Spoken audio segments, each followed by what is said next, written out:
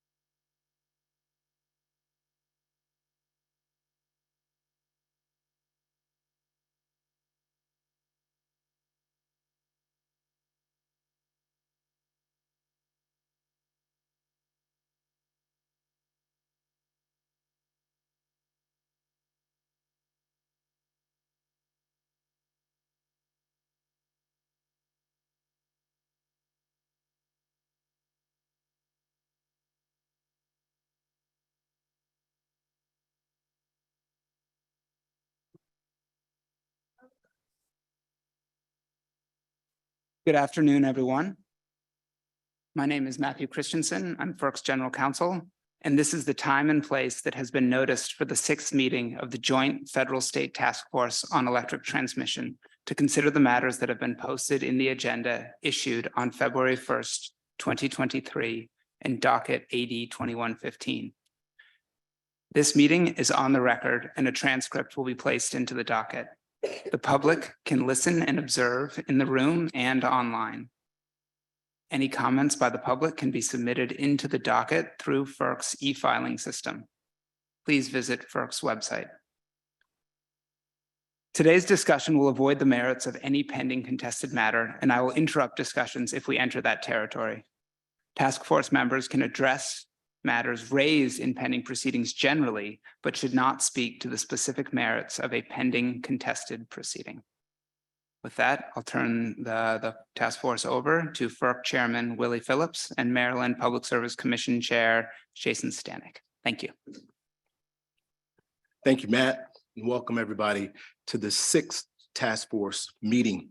Before we begin, I want to just take a moment and thank former Chair Glick for actually establishing this task force. I can tell you, and as a former state regulator and on behalf of my state colleagues, having your voice heard in a meaningful way makes a big difference. And so I thank Chair Glick. I also want to take a moment to recognize former Massachusetts Chair Nelson, who we know was an active participant in this task force. He will be missed. Before I turn it over to Chair Stanek for his opening comments, I do want to just say a little bit about today's topic. I think today's topic is very timely. I don't have to tell you all, we've seen it in the news as of late. Recently, we've seen several incidents. The US power grid was physically attacked 107 times in the first 8 months of 2022.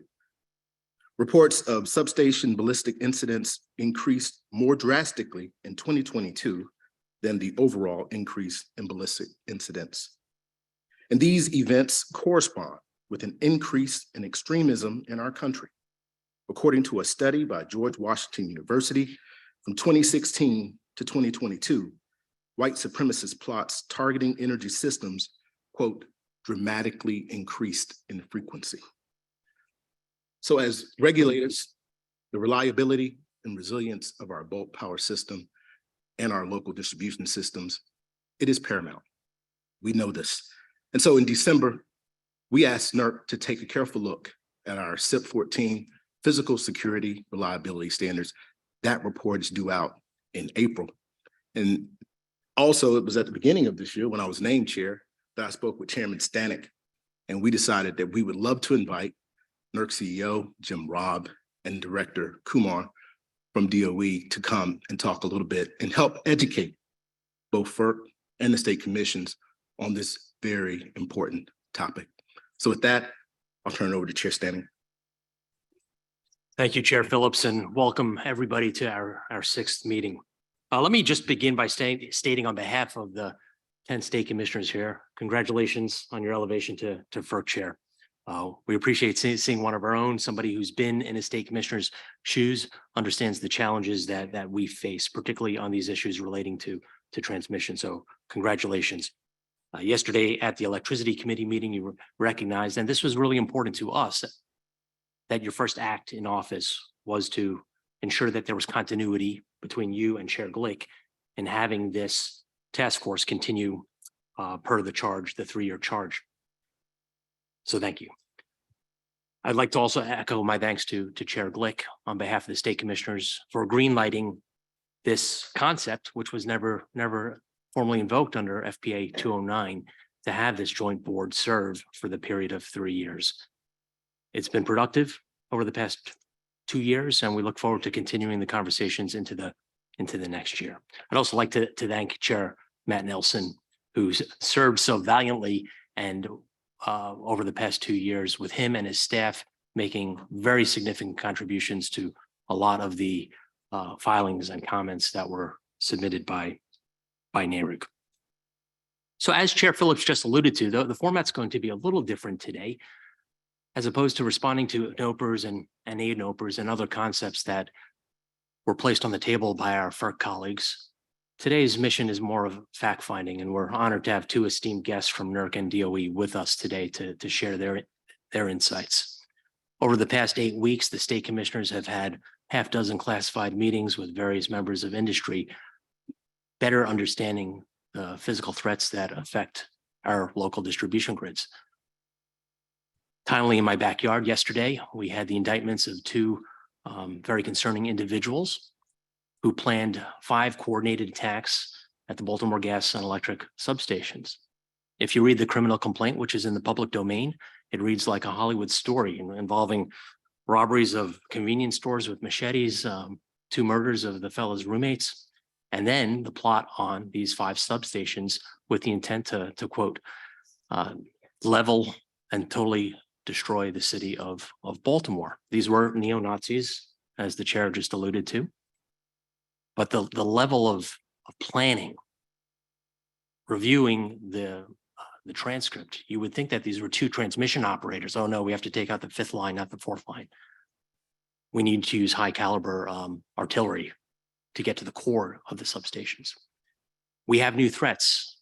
We need to stay one step ahead. And I think this conversation today will not only further develop the relationships between the state and federal counterparts, but further techniques that will keep us one step ahead of these criminals that seek to wreak destruction on the distribution and transmission systems.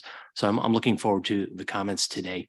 I'd also like to recognize that we have one new addition to the virtual table today, and that is Chair Marissa Gillette of the state of Connecticut. And one thing I'm very proud about Marissa is that before she went to Connecticut to assume the chairmanship, she was a staff member at the Maryland Public Service Commission in Baltimore. So we look forward to having her, and I turn to her for some opening introductory comments. Thank you so much, Chair Stanek. I am so sorry for my first meeting that I was not able to join you in person, as I know many of you can relate to. It's a busy time of year for us with a rate case evidentiary hearing starting tomorrow, as well as a draft decision and another rate case due the same day. So I regrettably had to stay behind for this meeting. I look forward to joining you in person at future meetings. I too echo the thanks for Chair Nelson's service on this preceding I've tried to pick his brain along with Commissioner Riley Allen to figure out where he left off so I can pick back up. I look forward to bringing to the conversation the similar perspective that you're hearing from Chair Nelson. I think the southern portion of New England has some unique challenges, just as each of your all's regions do. And I look forward to bringing that same kind of energy and perspective to these conversations. So thank you so much for the invitation to participate on this important task force. I echo the comments from Chair Stanek regarding the importance of having conversations between state and federal regulators. And I look forward to the conversation. So I'll turn it back to you. Thank you so much.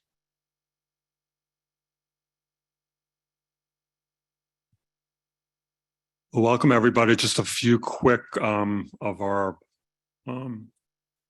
ground rules or way of moving together here, and then we'll jump right into the substance. Just a quick reminder: we've got 2 state commissioners from each region. Just be clear when you're giving your own personal perspective or your own state perspective. Otherwise, we're assuming you're kind of thinking about your region as a whole. Second, if you want to speak, if the old fashioned, just, and Marissa, I have your card here. If you want to speak, just raise it and I'll keep the queue. And third, just speak pretty closely to the mic so everybody can catch every word of your wisdom here.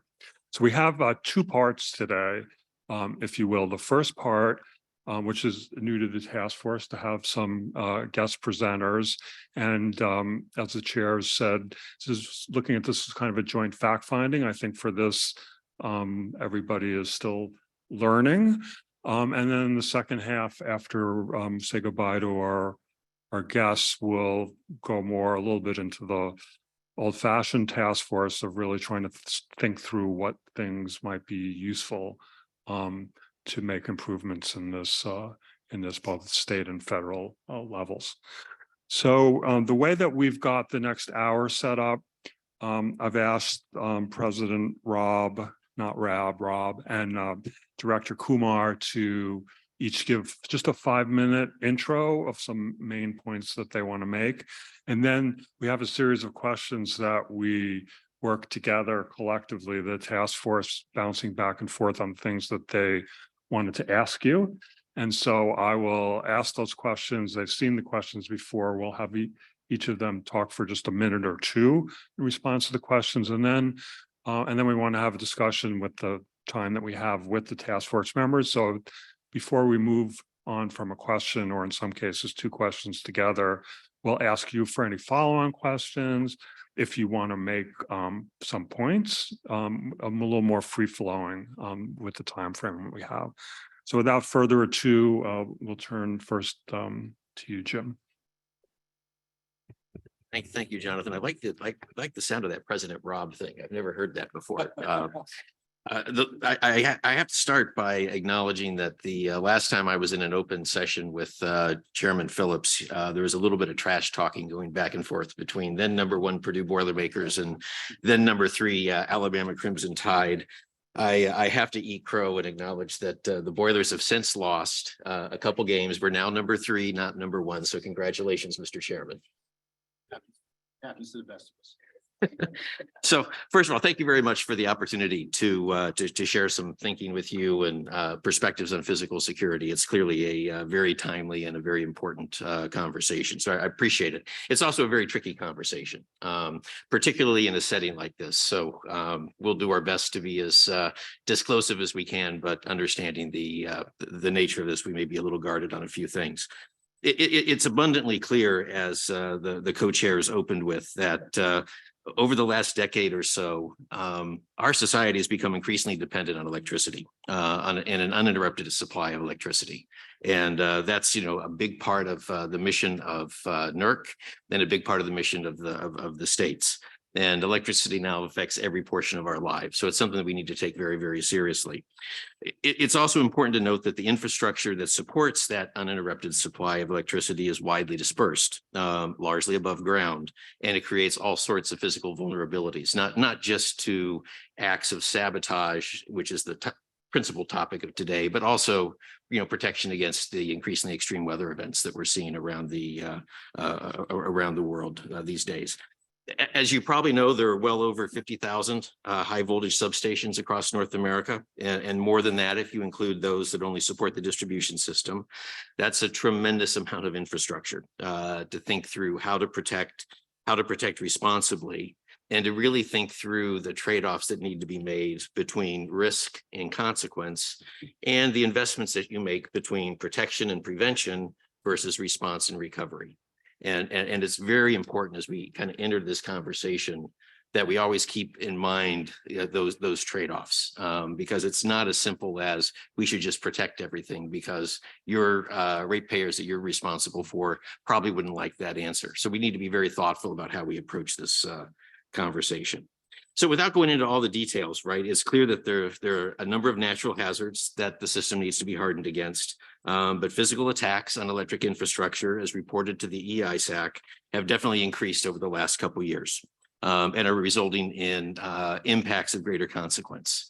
Typically and historically, we've always seen a high level of activity, which we would, describe as criminal mischief, break-ins, intent to steal copper, to sell on the black market and the like. But over the last 6 to 9 months, we've seen more and more attacks which would exceed the threshold of criminal mischief and really rise to the level of sabotage. And clearly the events in Moore County, the Seattle-Tacoma attacks, which resulted in outages last December, and the plot that was recently announced that the FBI thwarted in Baltimore has triggered significant concern around the physical security of our electric infrastructure and the protections against it. And I think that's highly appropriate. I think one statistic that's important to keep in mind is that the vast majority of physical security events, as we understand them, do not result in any impact to the grid. Only less than 5% have resulted to any grid impact. And by grid impact, I mean either a loss of the ability of the grid to perform, to serve customers, damage to equipment, or something that would put the grid into a contingency operation mode. That's relatively good news. But the bad news is, as I've said, these attacks are happening more quickly or more frequently.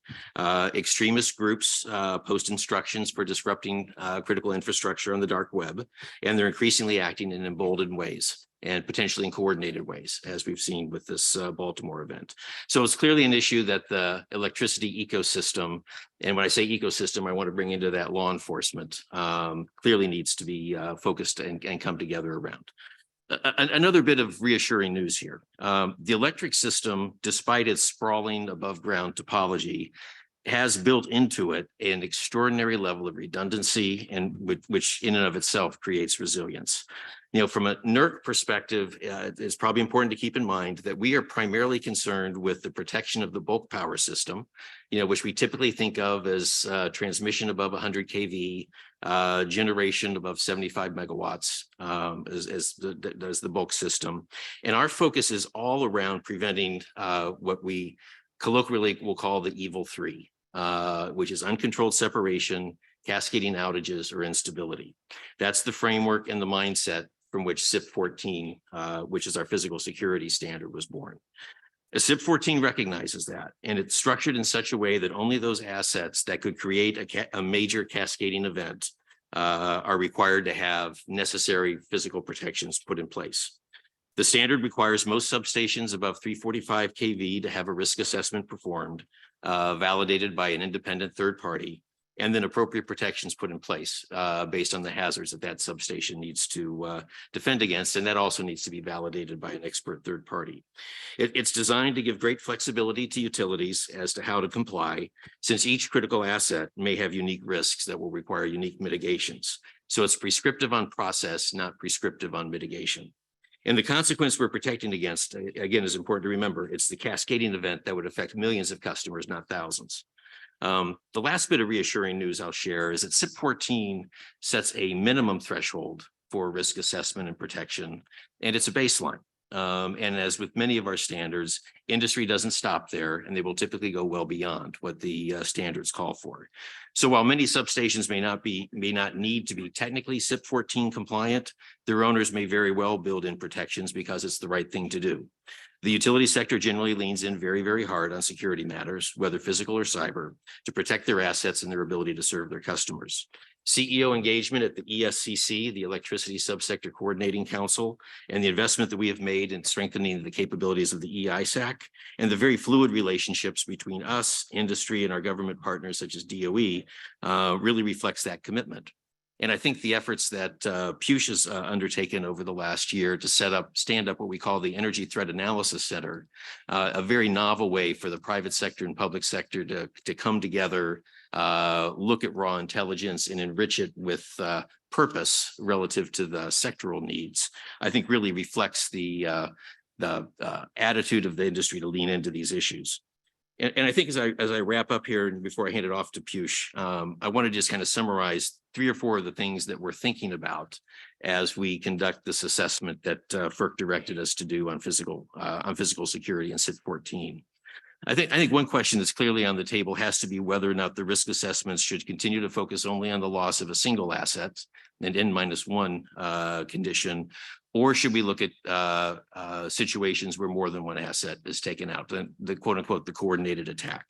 That's kind of what we saw happen in Baltimore, as we understand it, and a bit of the situation we had in North Carolina. So the question is, should it still be a single contingency, or should we look at multiple contingencies from a risk assessment?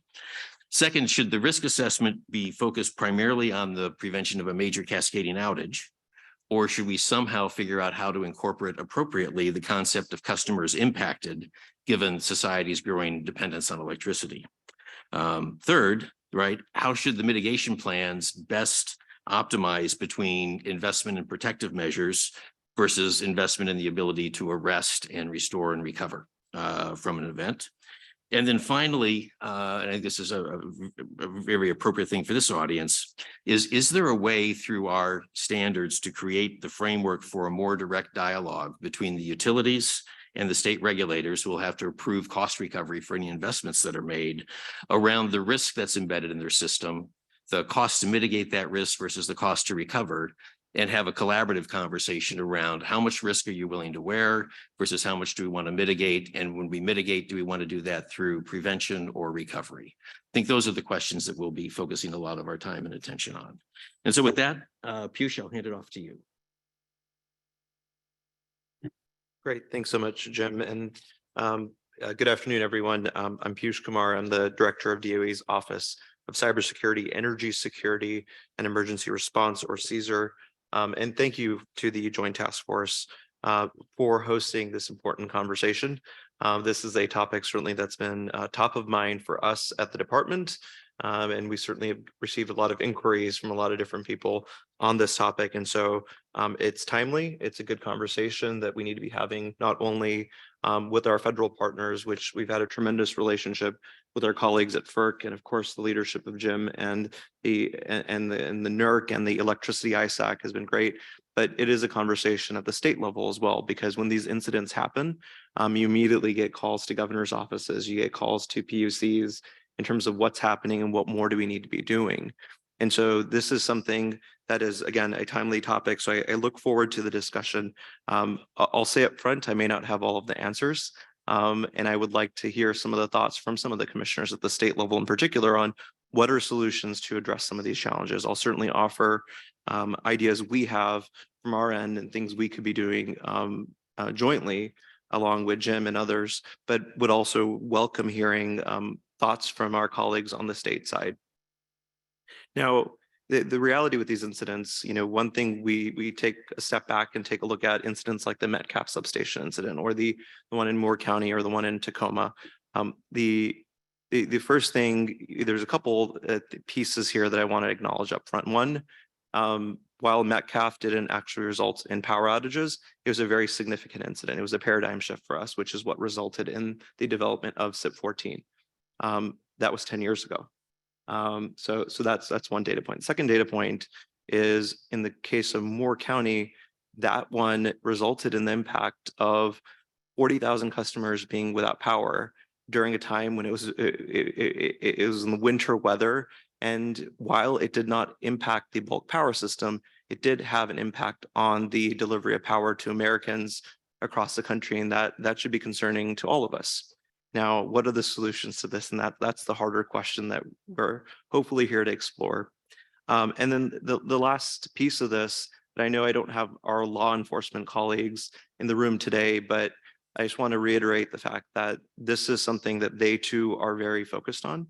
And I'm happy to get into some of the conversations, but we have regular meetings with our colleagues at the FBI, at the Department of Justice, and the broader interagency. This is a concern to everybody. And so I was really glad to see the efforts of the FBI to disrupt the plot targeted at Exelon and Baltimore Gas and Electric. And I think this is, when we think of the law enforcement angle, that again doesn't need to just be at the FBI level. We need to make sure that we have local law enforcement, we have state law enforcement also engaged in this conversation and really recognizing and appreciating the criticality of the electricity infrastructure across the country. Again, there are over 75,000 substations, 69 kV and above. We need everybody really focused on this problem, and we need to be attacking it from all angles. And that's the approach we want to take at the Department of Energy. Now, I would like to take a step back. And one of the things we do in CSER is we look at risks from an all hazards perspective. When we think of security and resilience, we have to look at the fact that it's not a single physical security. Physical security isn't the only thing that we are being challenged by. We're also being challenged by increasing cyber threats. We're also being challenged by the increasing climate-based risks across the country. And so if we look at this multi-threat environment, how do we ensure that we build standards, policies, and tools and technologies that really try to buy down risk broadly? So if there's a measure we're taking in place to protect substations from a physical security perspective, can we have an added benefit from a climate-based risk perspective? We really do need to be thinking about how all of these risks we're facing, all these risks are upon us, and what do we need to do more broadly as we invest in the security and resilience of the grid going forward? A big focus area for my office is preparedness. We need to prepare for the majority of the time, and then during an incident, we need to respond to these types of incidents. Now, that preparedness comes in a lot of different ways. One is policies, and we need to constantly be thinking about how the risk is changing and how should that inform both federal policies and state policies to keep pace with the evolving risk. We also look at capacity building and training. How do we work with owners and operators in partnership with NERC and the EISAC to ensure they have the latest information, whether it's threat information or whether it is other training and resources to harden infrastructure in light of the changing risk that we're seeing. And then last but not least, how are we investing in tools and technologies that could also help us buy down the risk? You know, what we always think about is it's not just the standard that buys down risk. There's a lot of other ways, and tools and technology is part of the puzzle that we have to be thinking about that could certainly help along those lines. I was on a panel earlier at NERC talking about that, and our colleagues from PPL also had ideas of how they're thinking about using technologies to, again, reduce risk. So we really do need to think about it more broadly. Now, specifically about the physical security environment that we're in, the Department of Energy, much like NERC through their EOP process, gets reports of incidents, all types of incidents that could affect the bulk power system. And we have seen an increase in physical security incidents since this past year alone. And that is a fact that we have to acknowledge, that we've seen more physical security incidents. Now, what types of incidents are we seeing? The majority of the incidents that we've seen have been vandalism. They have been theft, copper theft that we've seen for a long time in the sector. But of course, the more concerning ones have been some of the targeted gunfire that we've seen. And so when we look at the entire list of incidents, it does still the majority of them are still focused on petty theft and vandalism across the sector. So really when we look at risk characterization, that's an important fact as we think about what measures do we need to buy down those types of threats, because then that helps us build in better protections going forward. And then on the law enforcement front, we're continuing to stay engaged with our colleagues at FBI, and we actually worked with the FBI recently to provide a briefing to folks across the field offices across the country in terms of understanding the criticality of the infrastructure, so that when there is reporting of this type of an incident by a utility, we can make sure we're connecting dots quickly. We're getting information out to the broader sector through mechanisms such as the ISAC, and everyone can understand what happened and how do we better protect those systems going forward. And so I do again want to commend our colleagues at the FBI. Now, Jim, you hit on a really important piece, which is risk versus cost. The reality is there's always going to be more work we need to do. Our work will never be finished in this space because the risks continue to outpace everything we're doing. It continues to shift and change. And the reality is, as we see the grid evolve, as we see new tools, technologies come into the grid, we're going to see significant investment in the grid over the next 5 to 10 years. We have to think of strategies to ensure the security and resilience of not only the infrastructure of today, but the infrastructure of tomorrow. Now, the infrastructure of tomorrow could also be an opportunity we have to build in security and resilience and harden the infrastructure. So we need to be keeping that in mind as we think about solutions. It can't just be thinking about the solutions we have today, but it's the solutions that could be brought by this evolving grid dynamics that we're going to see going into the future.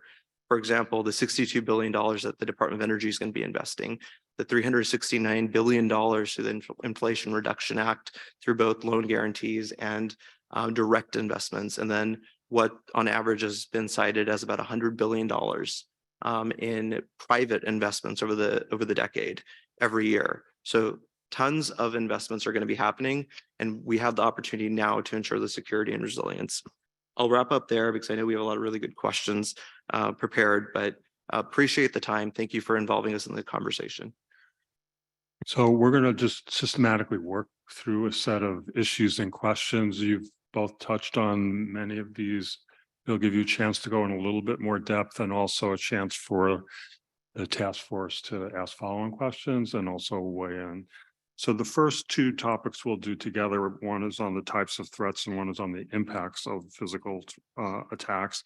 I'm just going to read the questions just so the audience is sort of in sync with what we're doing. So the first, on the first of types of threats, what are the main types of threats and vulnerabilities to the physical security of the transmission system, and how, if at all, do they differ regionally, say based on load density, on geographic features, and how are these threats and vulnerabilities evolving?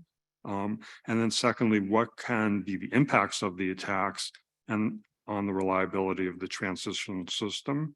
And are these impacts typically limited to a single transmission owner's footprint or more regional in nature? And Jim, you were going to go first for the couple minutes. Sure. So I touched on some of this, and so did Push in our opening. Typically we've seen vandalism, break-ins, geared around theft and so forth. It's really been over the last several years. I mean, there's always been kind of like, we always refer to them as the drunk hunters, right? That will go out and will fire at electric equipment.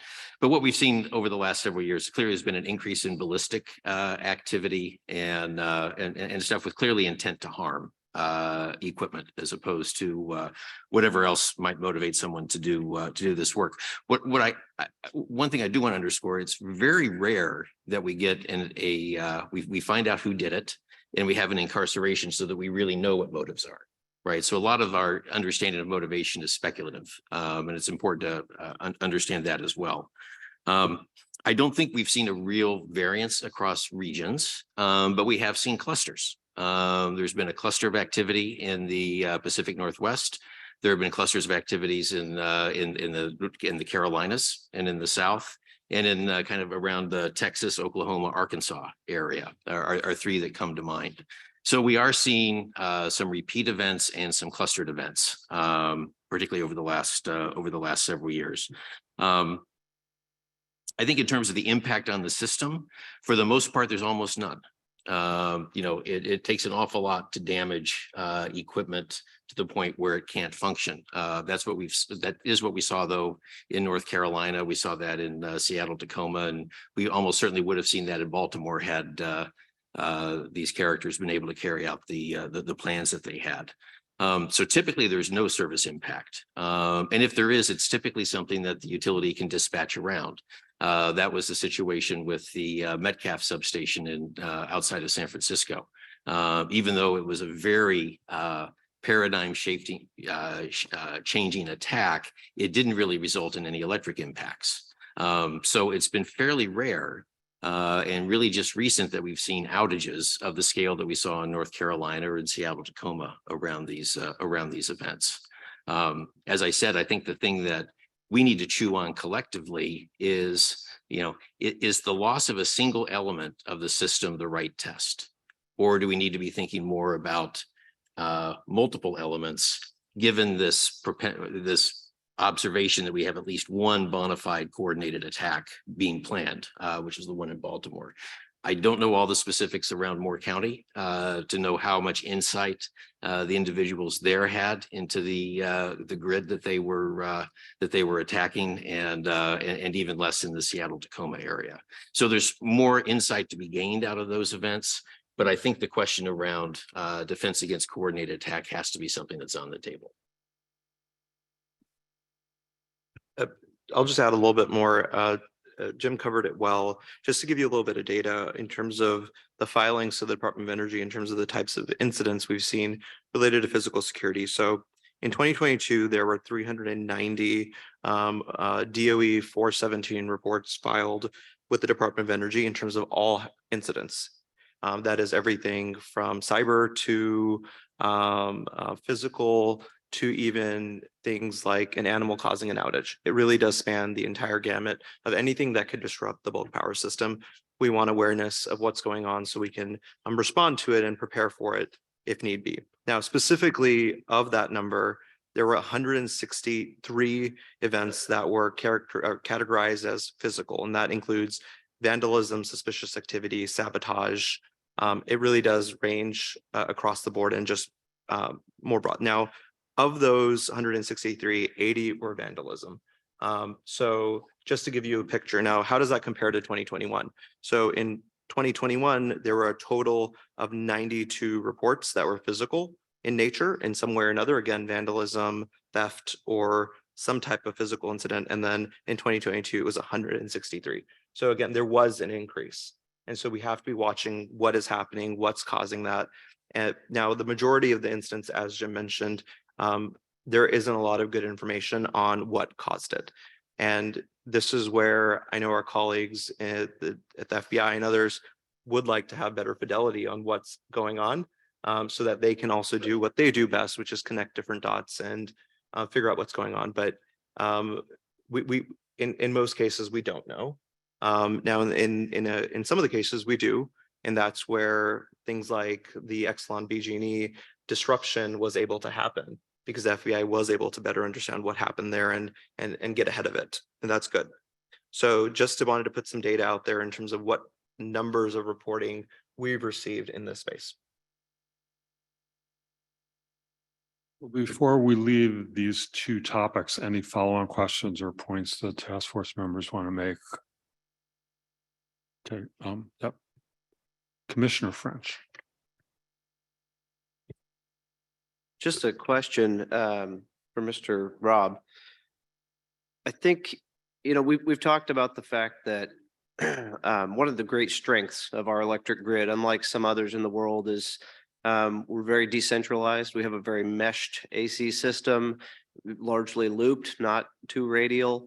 And so when these events do occur, they tend to be pretty localized. I hesitate to say, but sort of blips on the local system. Usually, I think that's what you just alluded to, that, we've not seen big outages. And I agree with all of that. But I'm struck by, you had this other comment of, do we need to start looking at multiple event scenarios, the N of 2, N of 3, N of 4, and so on. And so I wonder, have you given any thought to what the right strategy or the least cost strategy may be to address those situations, whether it is physical hardening of every facility, or is it even further decentralization of the grid, more redundancy of the grid as a least cost option? Commissioner, that's a great question. And at the heart of that is a very important insight that we saw when SIP 14 was being developed and put in place. The best way not to create compliance risk around a standard is not to have any of those assets in your system. So, the more that as we redevelop systems, around either a new generation mix or storm recovery, any of those kinds of events that cause the system to be reconfigured, the more we can reduce our dependence on any of these, what we currently think of as critical substations is God's work, right? As it turns out, I actually do not know the number of how many critical substations have been identified through the SIP 14 process, nor do I really want to know that number. But it's certainly a very small number. And I think that's good. And I would love to see that number continue to decline as we can build more and more redundancy into the system and less dependence on a subset of the assets around the grid. In terms of the right strategy, I think you got to give us time to kind of complete the study, because my instinct tells me that hardening every facility in the country against physical attack is not the winning strategy. I think it's not affordable, and I think it would be an inefficient use of resources. Other things that could be very helpful, though, standardization of equipment designs, right? That would allow you to share inventory, again, to promote very quick recovery from an event. Very important. It's one of the issues that's vexing the industry right now with all the supply chain challenges that we have, is that a lot of this equipment isn't standardized. So I think that's an opportunity as we move forward. But I think, again, as I said, the vast majority of all the impacts that we've seen, even those that we characterize as grid impacts, have been highly localized and may or may not have even resulted in any outages at all. So again, I think you have to weigh the customer impact of this, prospective customer impact of this relative to your cost to defend against it. Other questions? I'm going to move on because I know we want to hit everything while we have you here. So you mentioned before that we have a required process, but not necessarily required standards. And the next question goes about requirements. For what requirements, including mandatory reliability standards, are in place today regarding the physical security of the transmission system? Yeah, and just to give a review very quickly how SIP 14 is constructed. First, we did a high-level risk assessment across the entire system and concluded that substations of certain characteristics needed or had the potential to be a consequential event if they were taken out of line. For the most part, these are substations above 345 kV. It's not all 345 kV substations, but probably 90% of them qualify. It depends on the voltage and the number of lines that come into the substation that creates the vulnerability, and the engineers figured out a formula for doing that. But the basic notion of the standard is to do the risk assessment as to what the consequences would be if that asset were taken out of service, and have that risk assessment validated by a third party. And also what vulnerabilities that substation has. Now, obviously, a substation in a very rural part of the country will have a very different set of vulnerabilities than one in downtown Manhattan, right? So it's got to be done sensitively to the physical structure that's built and the geography that it's serving. And then the utility is required to put together a mitigation plan to mitigate those risks. And again, to have that validated by an independent expert third party. So one of the things we were trying to do with this standard was to, one, be very risk focused, because not every substation looks the same. The consequence of an outage of every substation is not the same. And the risks that any substation has and the proper way to mitigate those risks may be very, very different. So we wanted to give maximum flexibility to comply in a way that made sense for the characteristics of that asset, but also have this independent expert validation, right? So that we had comfort that the work was done with integrity and the mitigations that were put in place would actually address the vulnerabilities that were discovered. So questions or even observations from the other task force members on this point? Because we'll be returning to this later in our discussion. Yep, Chair Scripps and then Commissioner Christie. Thanks. And I appreciate that. And I think the flexibility of the SIP standards is certainly one of its strengths, and that it's sort of specific to the individual risks that are uncovered. But I guess I'm still not entirely convinced that there are no measures that should be included as sort of a baseline. And I say it for two reasons, and would love to get your response. But it seems like there are sort of a number of things that folks would all agree on in terms of sort of base level physical security measures in terms of fencing and a number of other things that could be included as it, regardless of whether it's in a rural area or downtown Manhattan. We think we need at least this, and that that they likely show up in every single one of the mitigation plans that's been developed under the SIP standards today. And so I guess, and I also sort of stress this because it's difficult from an optics and sort of public responsiveness position when incidents happen to say, you know, what were the standards that they were following? And well, it's site specific as it should be, but the follow-on question is always going to be, and there were no minimum standards in place. And the answer today, I think, is no. And so I'd be interested to see if you think that that we should be moving towards at least some set of common sense, everybody agrees exist in 90+% of the mitigation plans that are out there, set of minimum standards to be added to the SIP framework. First, I think it's a great point, and it's certainly something that we're looking at as we kind of complete this assessment. You know, one of the things we want to look at is we want to go through the compliance history around SIP 14. Now, it is also fair to say SIP 14 is a relatively fresh standard, so we don't have years and years and years of history around it. But I think the questions you raise are very good ones. The other one I would put in place that we're talking through is monitoring, right? You know, should every substation have a camera? Well, then it turns out that that's not as simple as you might think it is, given EMF issues and so on and so forth. So there's definitely work to be done. I think there could be there could be room here for a minimum threshold of protection. We're not there yet. But that is certainly something that could come out of this study. And I would also always come back and say there's nothing that would prevent a state from imposing its own security requirements on any of these assets.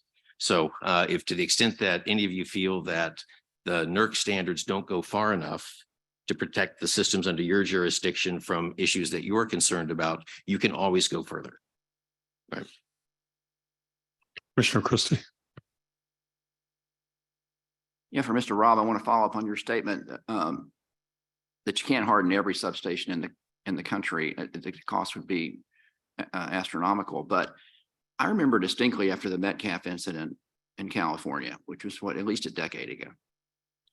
I remember distinctly being briefed by Dominion and that there was a national effort ordered to prioritize those substations that would have the greatest impact if they were taken out. And of course, the Metcalf station was at the top of the list because it would have taken out Silicon Valley, but not all of them rank up there.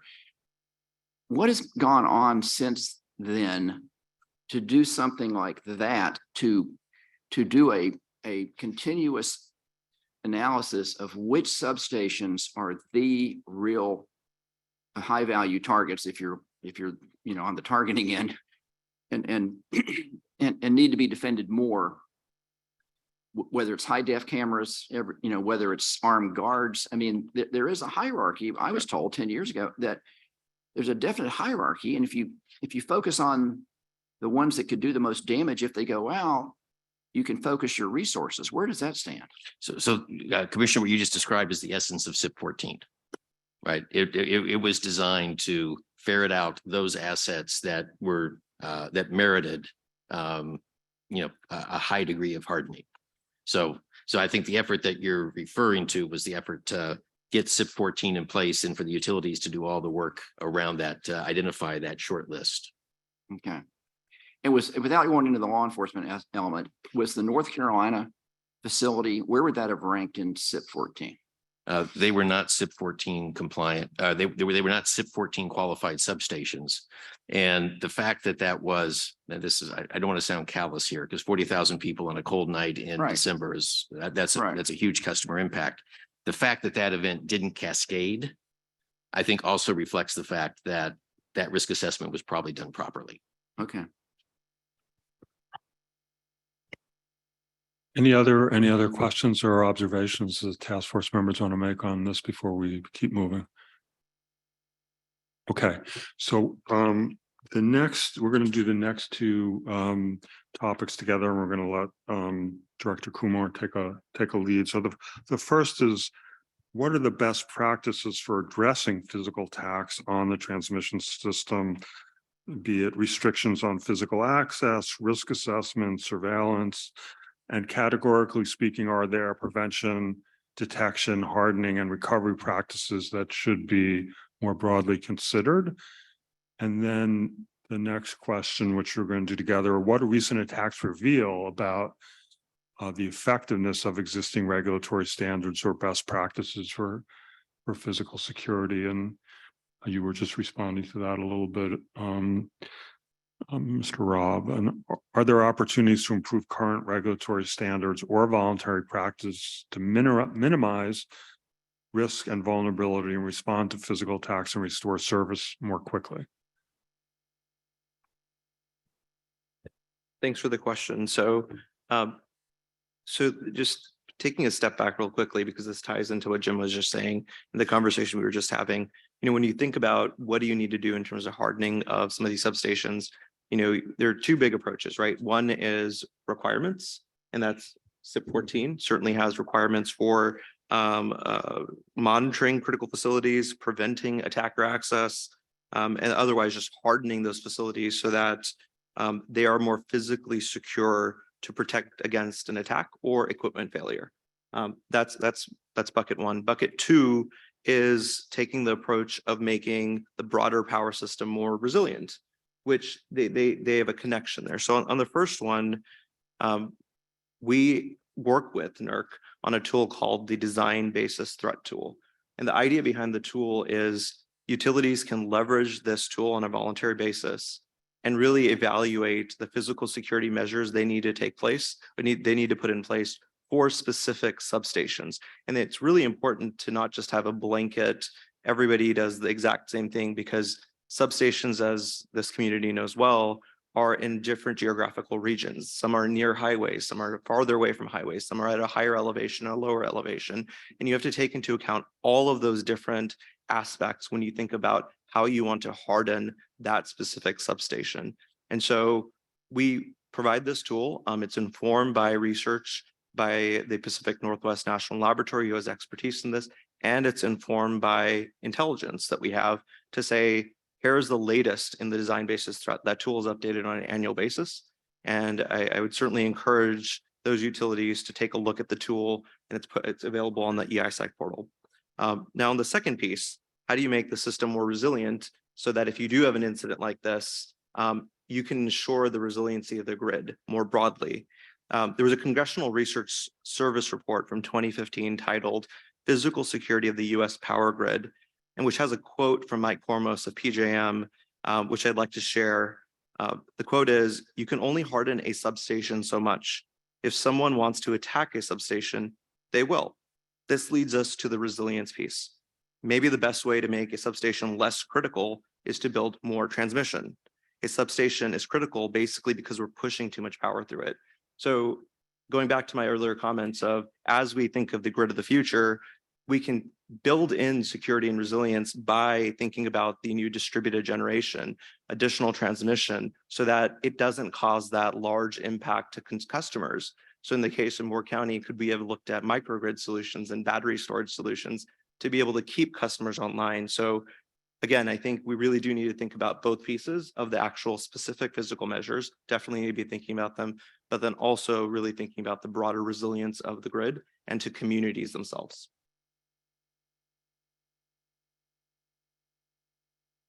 We have any? Yes, Commissioner Allen. Thanks. I wasn't sure exactly where to kind of fit my question in, but it really concerns what I'll call the analytic basis for that you go through and kind of choosing different technologies to either protect the system from a physical security threat or to address perhaps even an all hazards type concern. But my issue is really kind of looking at the getting essentially the biggest ratepayer buck for the investments. And from my standpoint, it seems like it would be helpful as we think about how we analyze ways to protect the physical system, that we do it on a consistent analytic basis. And by that, I mean kind of looking at and comparing the alternatives, whether we're talking about the protective measures, the hardening measures, or we're looking at the things that you just alluded to, which are the more the back end mitigation and rebound or resilience qualities of the system. But we do it on a basis that is, consistent. I mean, with these impacts potentially cross state borders, they potentially cross regional borders, and establishing, cost-effective ways to do things seems sensible. When I reflect back on the comments of Mr. Robb, he referred to SIP 14. He said this is a prescriptive process, but not prescriptive on the mitigation measures. And it seems like a very sensible approach, but there's something in between, at least from my standpoint, which is considering how we analyze these things and whether we kind of adequately incorporate, the things that extend beyond the physical system as we look at the investment. So to include things like consumer impacts and maybe even community impacts, which can exact quite considerable impact broadly. I've had a chance to kind of survey lots of my contacts in the industry, and there are 2 points that they've kind of made that stand out to me, and I kind of wanted your reaction to them. I'm really focusing on Mr. Kumar right now because I understand that this is the cost effectiveness issue isn't necessarily squarely in the NERC frame, but it is just a question of looking at and establishing a sound definition for resilience, measuring resilience, perhaps quantifying and monetizing the resilience measure, and whether we can do better in terms of looking at consumer and community impacts. Stand down. Commissioner, thank you for the question.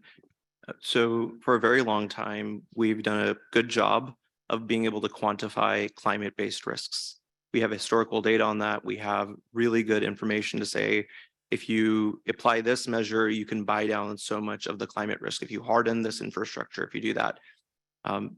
With the growing physical threats and I would add cyber threats that we're seeing, we don't have great models along those lines. But that is an area we need to be thinking about, not only from a broad level at the Department of Energy, and that is something we are focused on, is how do we really better leverage data and analytics to help quantify some of these risks so that then you can compare them against the investments you need to make and decide whether you want to add more dollars here or more dollars there, particularly on the physical and cyber risks. And so that's an area we're really focused on.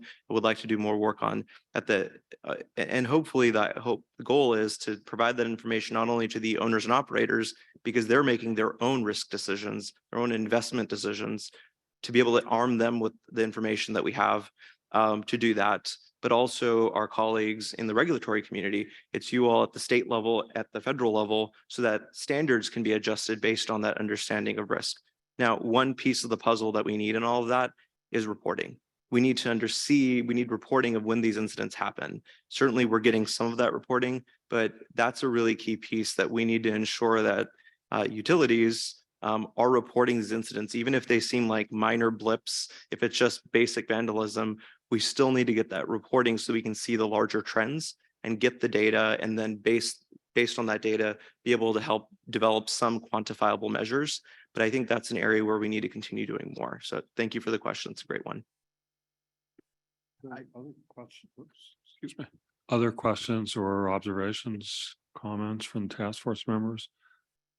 Can I just? I was going to turn to you and let you, yeah, go ahead. Okay, no, I'm sorry. I just wanted to foot stomp something that Pew said that's really important, to the extent that you could encourage those utilities under your jurisdictions.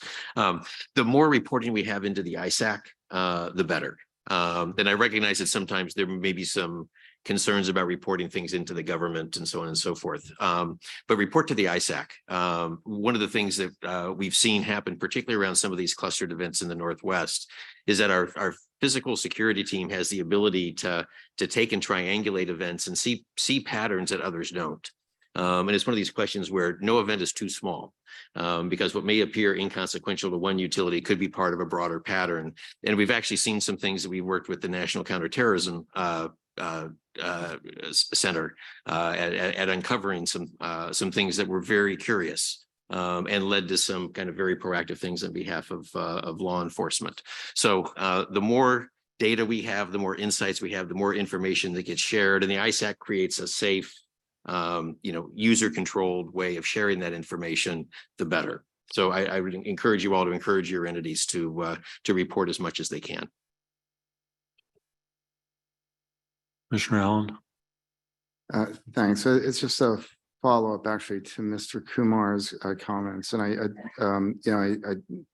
I took to heart his comments that, we have to there are building blocks that need to be put in place to establish a, credible and defensible analytic framework and consistent framework. I think there are kind of efforts. I think the national labs are actually doing some pretty good work in this space. And I think that can be combined with, techniques that are being used by some of the utilities on the probabilistic and to kind of meet the challenge. But assuming we can kind of get through those challenging building blocks, does it make sense to put in place, establish, a consistent analytic framework?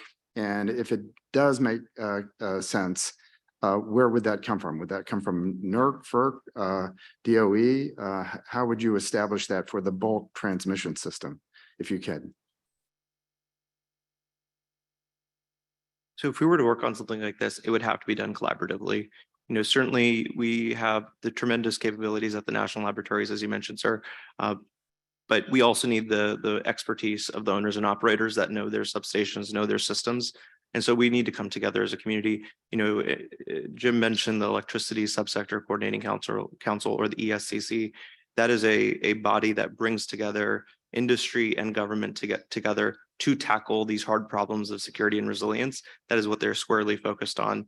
And so that could be a venue or a space to bring us together to really think about how we look at some of these investments and what more we could be doing. So that would be an idea I have.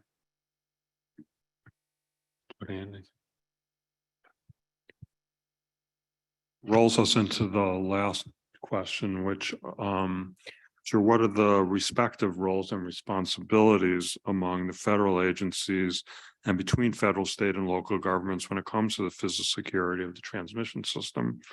And how, in your opinion, can the states, FERC, and other government agencies and utilities work together to identify transmission system assets that require greater protection and ways to address that need for greater protection? You mentioned sharing information, but you can build on that. Yep. You first, and then.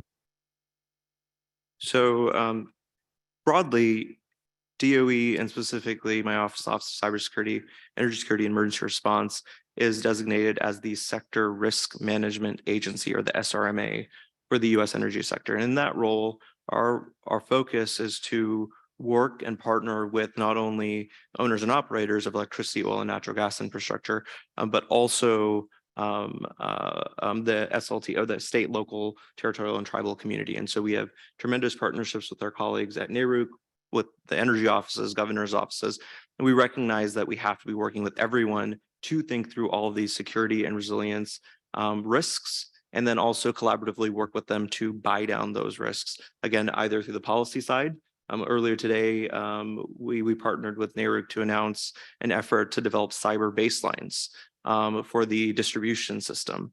And this is an important partnership as we think about it. So in our role, we're kind of the convener across the energy sector. Now we work with our colleagues at the Department of Homeland Security, with the Federal Bureau of Investigation and other agencies to ensure we have a whole of government coordinated approach.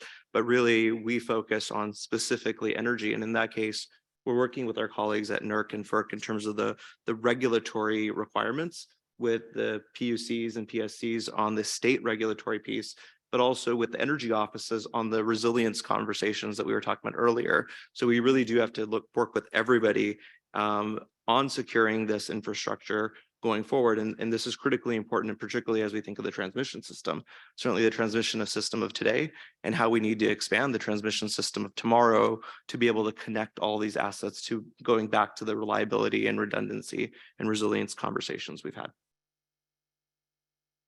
Yeah, I think I agree with everything Piyush just laid out. The one thing I'd maybe expand a little bit is I think it's important that we bring law enforcement to the table, whether that's at the national level or the regional or local level, so state police departments, local police departments, FBI.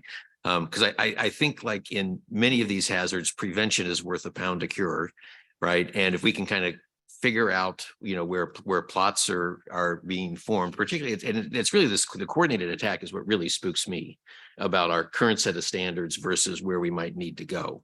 And the more we can gain confidence that things like happened with Baltimore plot revealed earlier this week, where we can have confidence that law enforcement can understand and disrupt before an event takes place, so much the better. Because trying to again harden the infrastructure against that's going to be very expensive. I think that's really important. The second thing that I'd say is I do think Commissioner Allen, you're on to something, and I think the more a standardized or agreed approach for doing the risk assessments was broadly shared. And I don't know that that's appropriate to be baked into a NERC reliability standard because that brings a lot of hair with it. But I think conceptually that makes tons of sense, because one of the things I'd like to be able to see here that is similar to what we have with our emergency operations restoration planning is that you create a framework for the utilities to be able to have a structured conversation with their local utility commission around, what our response is if we found ourselves in one of these situations. And then you can have a pretty intelligent conversation around, are we willing to wear that risk, or are there investments we should make that would mitigate that? And ultimately, again, I think that conversation is always going to be best held at the state level. But it's got to be informed by something. And I think the more there were a standardized approach for doing the risk assessment, probably the greater confidence you would have and the greater confidence the utility would have at their ability to kind of work through. Therefore, here's what makes sense in our context, which again will be very, very different, if you're thinking about an urban area versus a rural area, and so forth. So I think that's something we'll take on board. I'm just, we have a few more minutes, and I'm just wondering, in some ways, the biggest ball in this area is in your court right now at NERC, with a report due at FERC in April. And I'm just wondering if you have any question that you want to ask the task force or to get some feedback on that would be helpful for you as you're moving forward. I wish I'd known you were going to give me that opportunity, Jonathan. I would have prepared a little bit more thoughtfully. No, I think I would love to hear what the states would find helpful in this area. Again, I think our statutory authorities given to us by Section 215 of the Federal Power Act in this area are fairly clear. I suspect they are completely insufficient relative to the issues that are of concern to a state commissioner, right?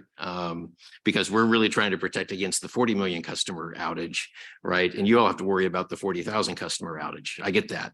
And so I guess the questions that I'd open the door either now or in subsequent conversation, feedback on as what the states would find helpful, right? That doesn't provoke any sort of a jurisdictional war, because I don't think any of us want to do that. But things that we can do that would help advance the ball in your course, I think would be very, very helpful for us to understand. So Chair Stanek had his card up before I asked that question, but why don't you go ahead and then Chair Giswell and then Chair Scripps. Yeah, appreciate that. See, there we go. I appreciate those comments, Mr. Rob and Mr. Kumar, the whole of government approach. Obviously, this task force, we've greatly improved relations with FERC over the past 2 years. We had the offer of assistance from Joe McClellan, Director of OEIS at FERC, who provided us with a wonderful presentation on Sunday. Obviously, the Baltimore incident is fresh in my mind. And I'd like to just thank U.S. Attorney's Office, Department of Justice, FBI for all of the hard work that they've done. In terms of both NERC and DOE, where do you view the state commissioners as fitting in? And whose responsibility at the federal level is it to outreach to state commissions when an incident such as Moore County or Baltimore occurs? That's sort of you. I can take that one. So where Jim started, some of these incidents become very sensitive very quickly, depending on the nature of the incident, right? There's a criminal investigation that ultimately ends up happening. And so as my law enforcement colleagues remind me often that this is, it's handled delicately, because even in the case of the incident in Baltimore Gas and Electric and Exelon service territory, or the plot that is, they're going to court now. And right now there's an indictment. There isn't necessarily, there's going to be a whole proceeding. And so they want to protect that investigation. And so it does become delicate in terms of when information is shared. With that said, we do have to ensure that we have established protocols for sharing information. And I think that goes not just for physical, that should also go for cyber. How do we make sure that the right offices in the states have the information in the appropriate timeframes? And so I know, John, you didn't ask me for a question for the commissioners, but that is a question I would ask the states as well. When would you like to be notified? What are those requirements? Now, do you want every single incident, or is that noise? Or when does it hit a certain threshold when it would be beneficial for you all to know? That is a conversation I've had with other states, but I'd love just a process that we could potentially look at having across the country. It might not always work in every state. Every state is different. I recognize that. But if we could be thinking about an approach as to what are those thresholds where you would like to be notified. Now, there is another challenge to all of this. It also depends on who you're talking to in the state. In some cases, it's the Homeland Security advisors that might get told first, as opposed to the utility commissioners or the energy offices. And so that dynamic also exists. And so I've said this earlier today, and I've said it over the weekend at the National Governors Association. I think that's an area at the state level where we would love to partner with you and bring together both governor's offices, Homeland Security advisors, to really be thinking about that well before cyber and physical incidents, in terms of who gets the reporting and how does that get out to the utility commissioners. And I would add the energy office as well. But it's a good question, and we still need to do more work on that. I make one observation. This may not be directly responsive to your question, Commissioner Stanek, but I think it's important. We every 2 years run this massive security exercise we call GridX, right? Where we break the grid and we work with our government partners to figure out how would we actually work through restoration and who has what authorities to do what, and so on and so forth. It's always a highly instructive exercise. To the extent that you're not doing those, I would encourage those to play out at the state level, right? Because you will learn through that, where your soft underbelly is, what processes need to be shored up, what relationships need to be built, both among the private sector, among the public sector, in between. And those would be a very, very useful exercises to do. The other thing that, again, I will continue to harp on, the more folks can share information with the ISAC, even if it's not particularly clear or actionable, because we can share that more broadly as well, and do it in a way that's confidential, and protect identities and all that kind of stuff. So the ISAC can be a very, very important tool here for both doing reconnaissance as well as putting people on alert that need to be put on alert. Chair Dutrell and Chair Scripps, your wish list. They've been talking about my wish list. It's been interesting. I was going to start with answering the question that Mr. Rob had asked in terms of what do state commissions want. And then Jason asked his question and gave his comment, and then it was going back and forth, back and forth. So what I was going to say, and you've answered some of it, even with some of the questions that you presented, is communication is key to us, but it's different in every state. And so as you were mentioning in terms of some states have different state energy offices than what the PECs are, which is the case in Pennsylvania. Sometimes the information is presented through to the Emergency Management Agency first, and then the energy office, and then the PEC may come third, fourth, or fifth down the road. So it is very important that we also receive the information and trying to figure out how to coordinate it properly. Once again, I say every state is different. So it's still important because eventually it's going to get to the PEC and they're going to ask, why didn't we know? So that is my wish list. Chair Scripps. So I think there's two things. One, on the reporting piece, I think there's room both for information sharing between the federal and state. And I think you're right to say that there's probably different pieces of both of those. I also think there's probably more we can do in terms of reporting on physical incidents. We have updated in Michigan our cyber rules recently that require annual check-ins with the utilities just to get a sense of sort of the threats they faced over the previous year, and then more immediate reporting where there's loss of service, extortion, data breach, et cetera. I think there are probably analogs to that in the physical space, certainly loss of service, but and then there's something of a judgment call where even if it falls outside of the defined categories, if it's a serious incident and there's some judgment in there that gets reported immediately as well. So I think there's ways that we can work to implement similar protections on physical security.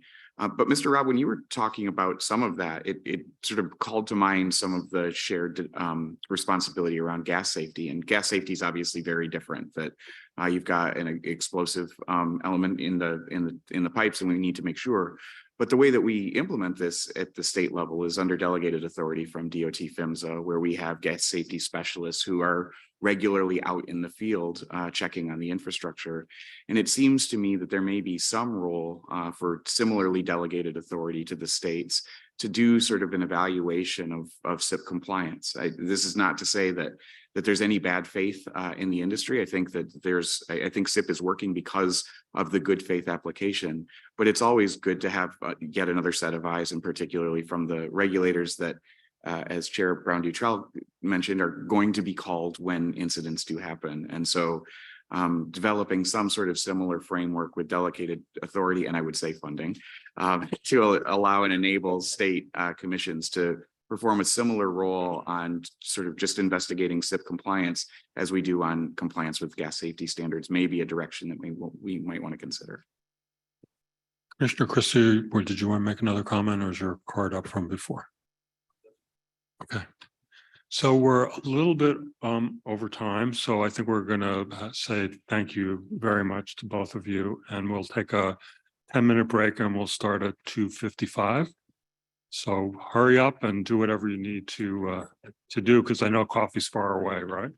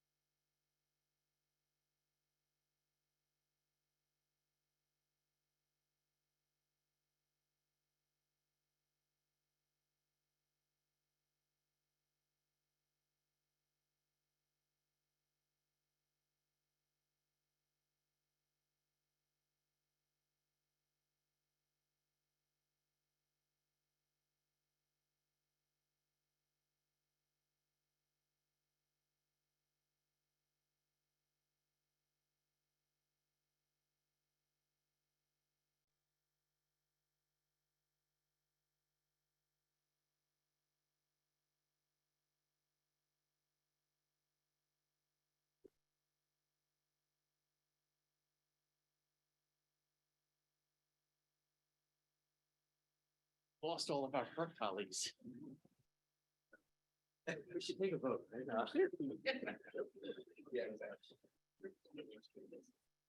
That's true.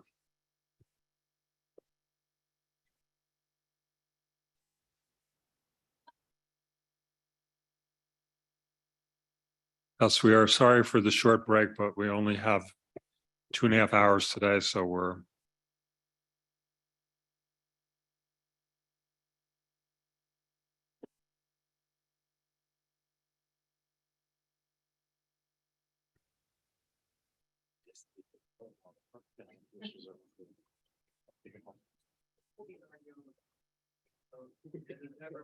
No, that's true.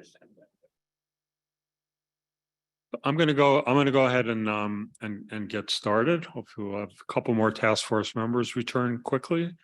So now's our opportunity to hear from us and have a discussion among the task force members on these issues, and we'll be, I'm sure, touching on some of the things that we heard from them and that some of the task force members' points they made a chance to really kind of kick the tires on some of the ideas that were coming up, and we've divided it into two parts. The first one is on planning to address threats and vulnerabilities to the physical security of the transmission system. We have 2 questions on that, and then we'll move to enhancing coordination, which we're also touching on, and other potential changes. So starting with planning, as everybody knows, we've had 2 task force meetings already focused on planning, one on intra-regional planning and one on inter-regional planning. And there's a NOPR out that largely deals with planning. So now we're kind of thinking about layering in the physical security issues to the really robust discussions that you've already had on planning.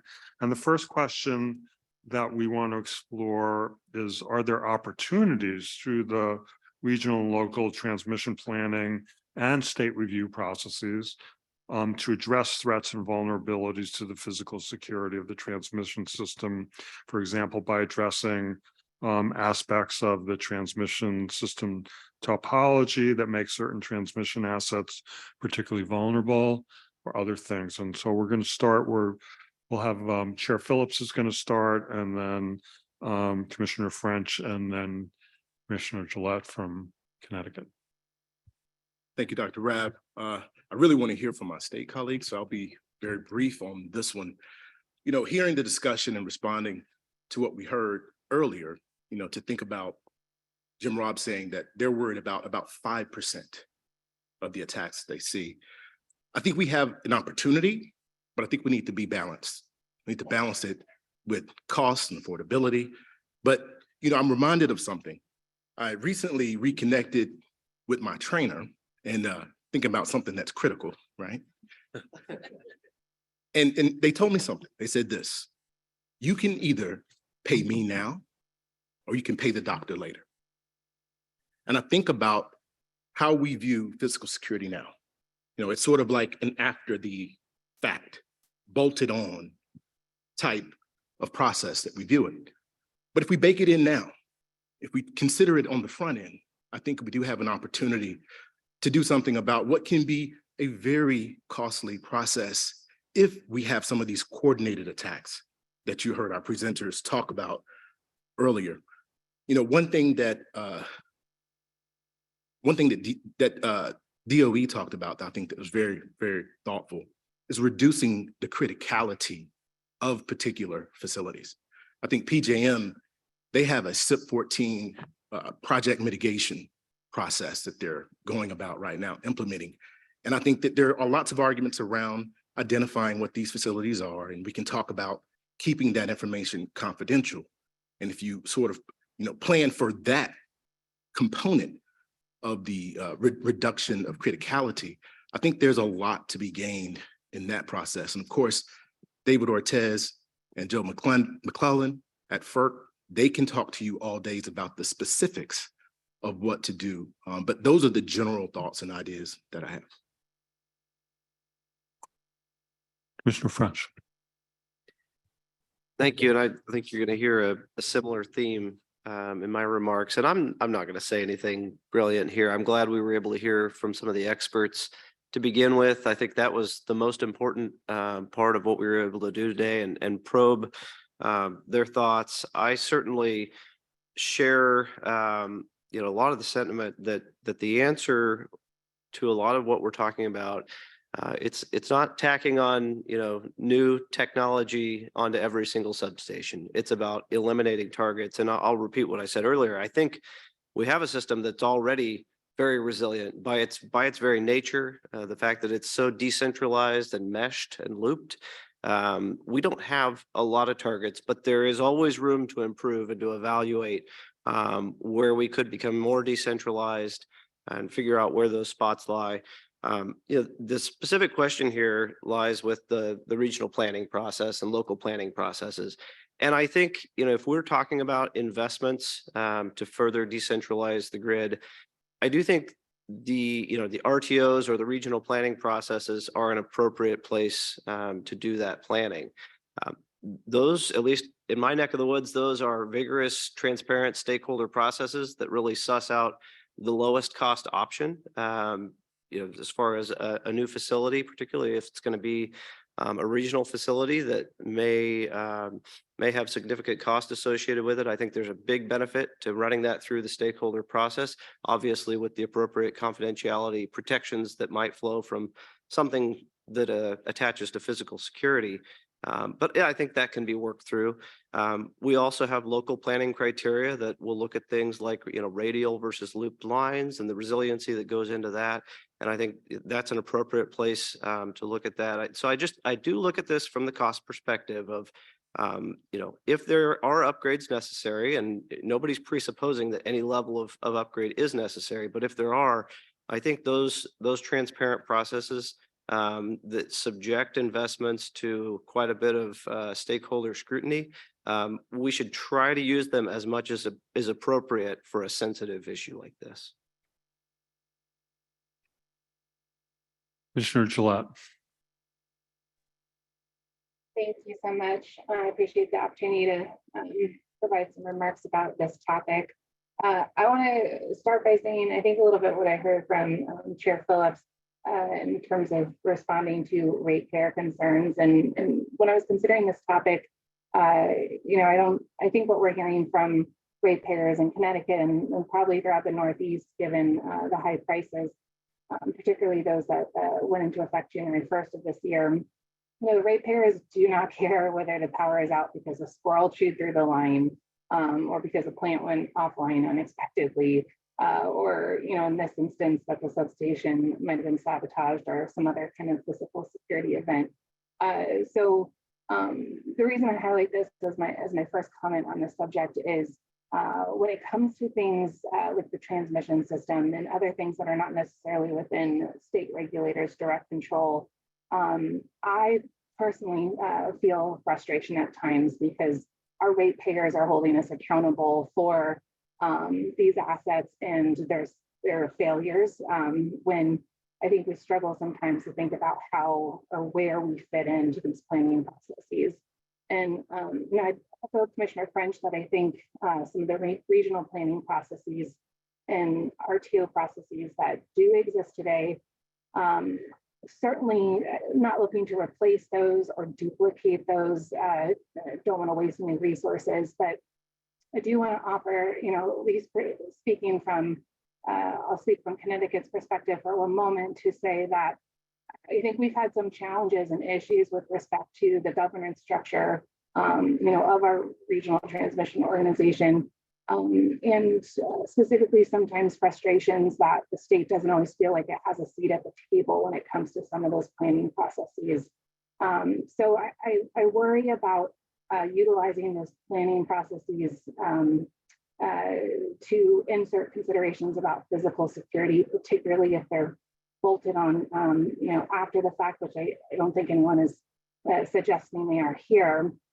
But if we have to maintain the confidentiality of those types of discussions, worry that bringing that into the planning process is going to provide, kind of a convenient excuse at times to take some of those conversations offline or, by necessity out of the earshot of certain parties. And I just think we should be cognizant and putting guardrails and objectives around what those planning processes are still there to achieve, which in, my opinion is to get to the least cost or most cost effective outcome that we can. So, I want to emphasize it still that I recognize that those planning processes, are probably the right place for these discussions to be had. I just think we need to be cognizant of some of the challenges around them, especially because of that tension between the openness,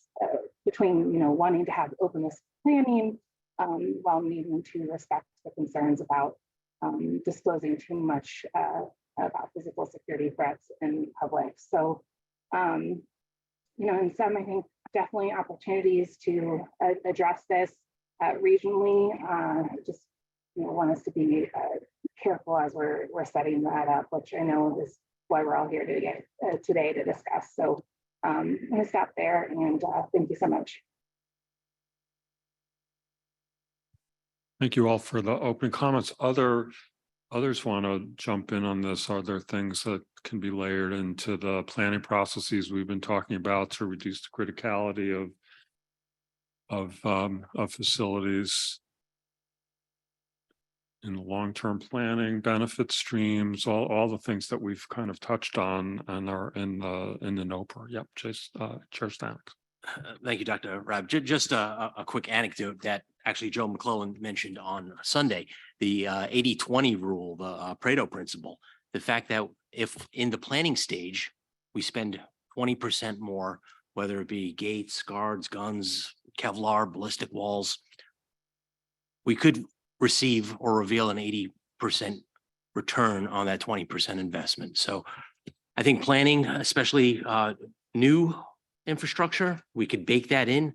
Obviously, it's more expensive to do a retrofit for existing substations, but it's something obviously to consider, sort of the cost benefit of putting up, whether it be fencing for lower value targets or something more expensive for higher value. Others? Commissioner Allen. Yeah, I'll just feed off a little bit of what Mr. Kumar said and Chair Gillette mentioned, which was, just the building things in, I think, upfront in the planning processes, whether they're local planning processes or regional planning processes are clearly beneficial. And I'll have some remarks on kind of how to do that. But I really like the path of thinking long-term, incorporating, as Chair Stanek had mentioned, the extra steps early and of minimizing dependence on the bolting on afterwards approach that has already been discussed. Okay, seeing no others, we will move on to the next question, which is how should the state and federal regulators assess the benefits or the value of potential investments that can be weighed against cost and maybe less certain benefits and values with maybe clearer costs to address threats and vulnerabilities to the physical security of the transmission system? And again, we've talked a lot about what benefits should be looked at and how to really assess things. This is maybe a slightly different animal. How should it be done in particular? How do we identify the values of avoiding? And so we do have some people. First, Chair Pridemore, and then Commissioner Allen, and then Commissioner Clements. Thank you, Dr. Robb. So state regulators should assess the value and benefits of investments to address potential vulnerabilities to physical security in our respective states. State regulators should encourage utilities to build upon existing NERC standards such as SIP 14 to address internal vulnerabilities, increase background checks, including digital and financial.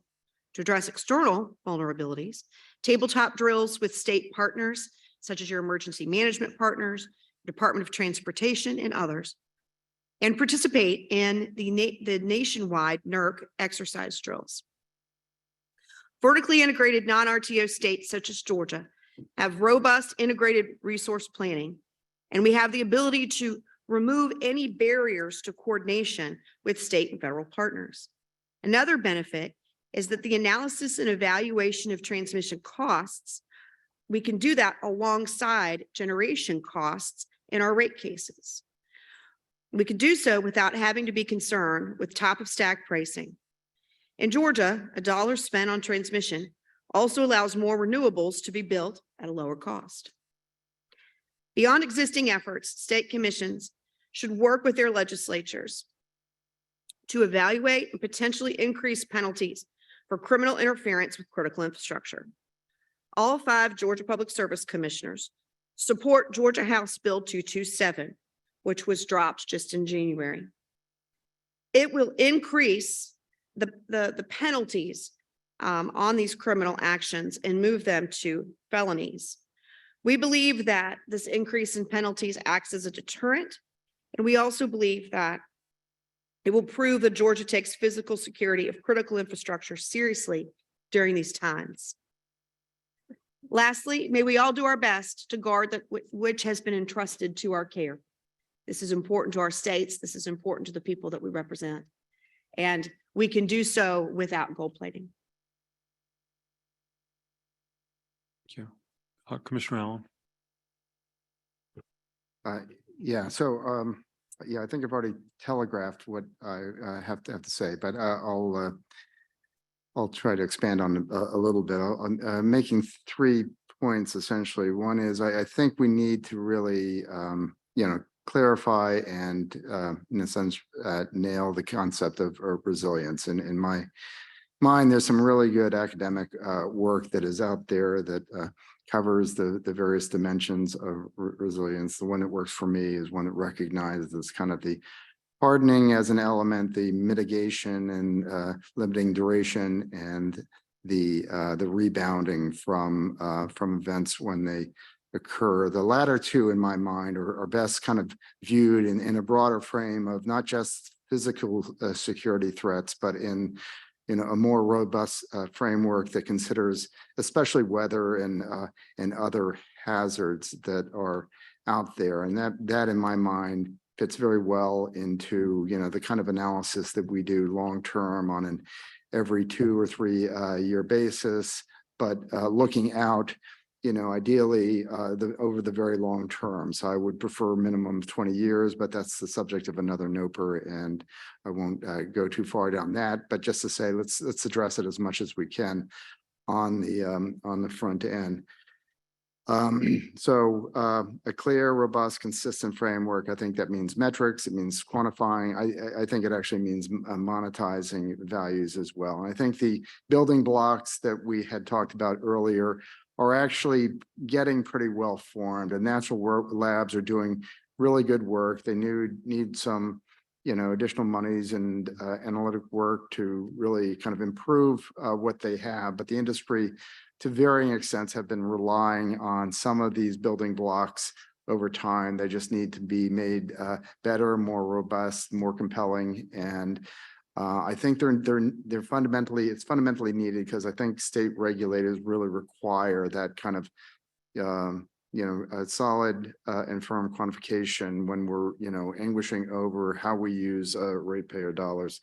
The second point is I think greater consideration should be given to making the cost effectiveness analyses more robust. I like formal cost benefit analysis. It's consistent with my comments around resilience when we were making investments in resilience activities. We need to do our best to actually try to recognize the first order impacts on the system, the second order impacts on the consumer side of outage, and then subsequent order impacts on the community at large, which can be on value added and can be on physical health and well-being of the community.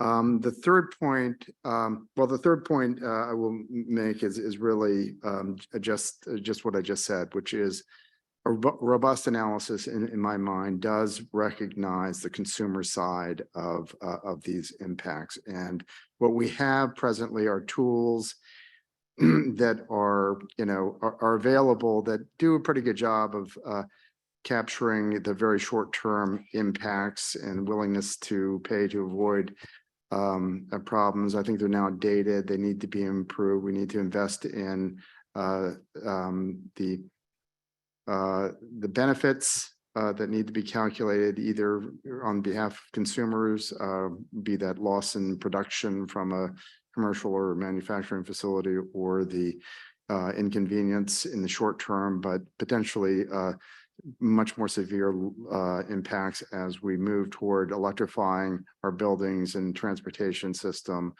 The costs are going to go up of outages, and we need to do good work to get ahead of that as much we can and incorporate in the planning frame.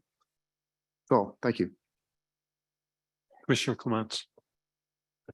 Thank you. Listening to Mr. Robb and to Director Kumar, I'm decidedly encouraged each time I hear them speak. I do think that the federal government is not just talking, they're really making improvements in the coordination across these agencies, including the law enforcement intelligence agencies, in a really important fashion. So I like that starting point. That's optimistic. When I think about this question, I think it's our job to keep asking questions and then try and put some parameters around how long we're going to ask the questions before we decide whether or not there's action to take. And all of the state commissioners who have just provided comments are putting really good points into the conversation. And so just have two short points. One is let's get this data. Let's keep getting the data. Let's do what Mr. Robb asks, and let's report these incidents. For me, how do we then take that data and land on the right level of risk? Because if each state has a different perspective and knows the things that their state needs, and at the same time, we're looking for a way to improve efficiencies and increase efficiency across the states relative to the FERC jurisdictional piece of this puzzle, how do we land on kind of the right level of risk in that stage? And that's something that I think hopefully the NERC report will inform and help us with. And then, there's this question of how much consistency we want. I think we shouldn't rely for the bulk electric system on just saying if the states aren't happy, they can just add more. That leads to 48 different standards relative to that piece. The second piece, I think, is something Director Kumar said, and you've just emphasized, Commissioner, on the overlap between at least the restoration piece and to some extent the mitigation piece of resilience that crosses over the types of risk we're talking about, the climate risk in addition to the physical risk and the cyber risk. And so for backing up to the planning time frame, that feels a little daunting to try and figure out how to incorporate that into the planning time frame while keeping that customer protection in mind. Because how far do you open up? This is a new kind of another value to multi-value planning. So how do we open that up? But I would just second the notion for your robust cost benefit analysis, and to try, even if it's kind of running shadow analyses up front, to understand what it would look like in any decision that we're making or deciding not to make, and using that data to help guide us forward. I think that would be perhaps a starting approach. So thanks. So others who want to add, second, disagree with anything that you've heard on this issue about valuing?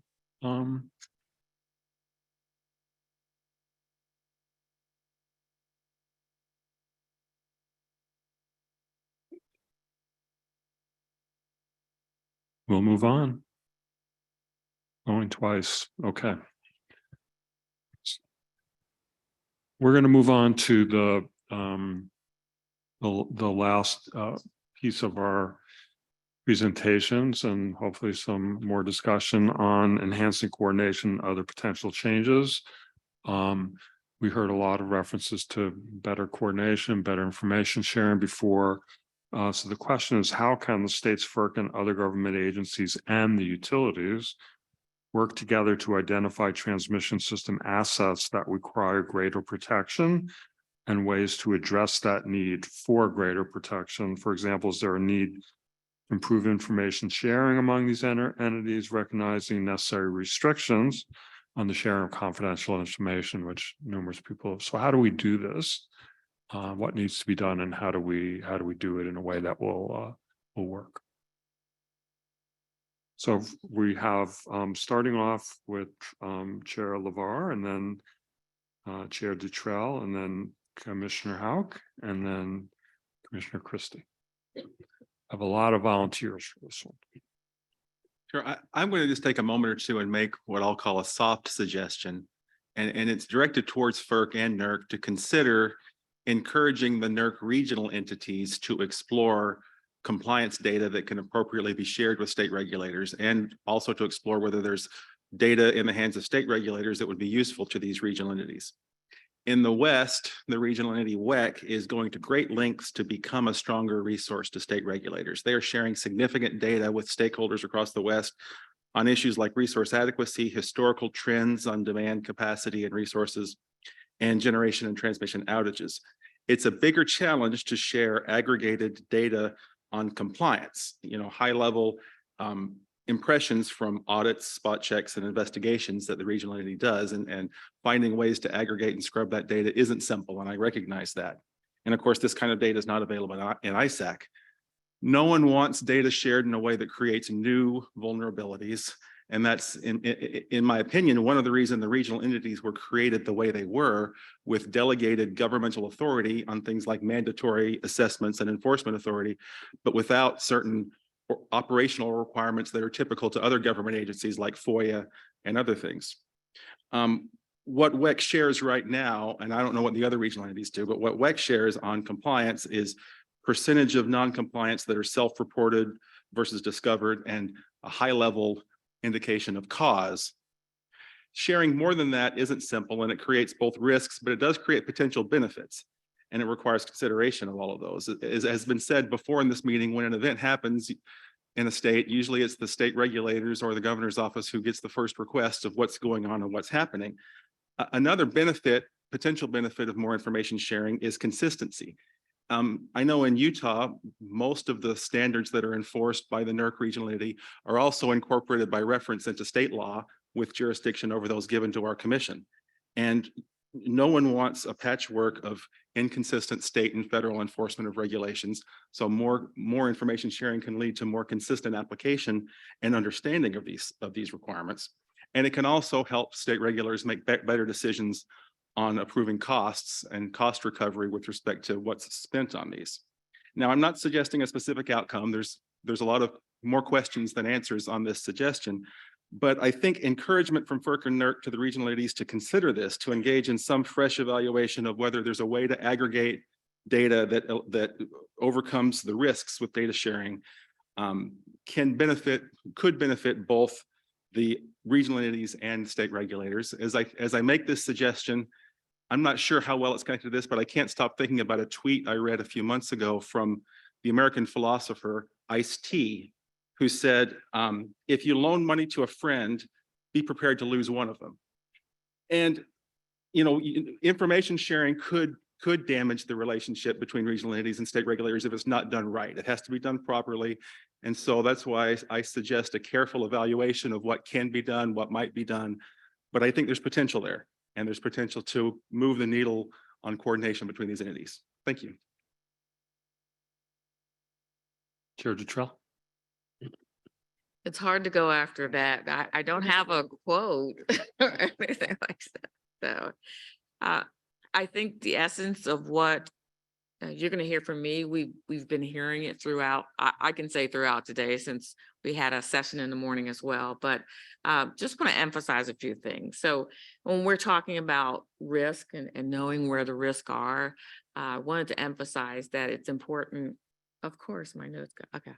It's important in terms of state commissions also to focus on gaining knowledge about what to expect if and when a particular facility is compromised. So some of the questions that we probably could be asking that we're looking for answers to is, do utilities have reasonable, sufficient replacement equipment in inventory for recovery?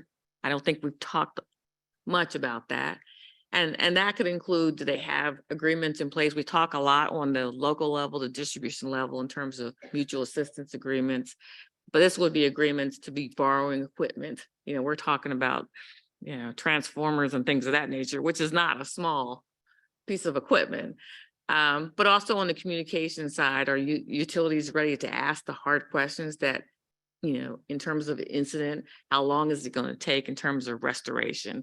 Those are some of the things I want to emphasize, but I also want to get back to what I think we've been talking about all along in terms of communication. And two sides of it in terms of communication between the utilities and state commissions, and then communications between FERC and the states.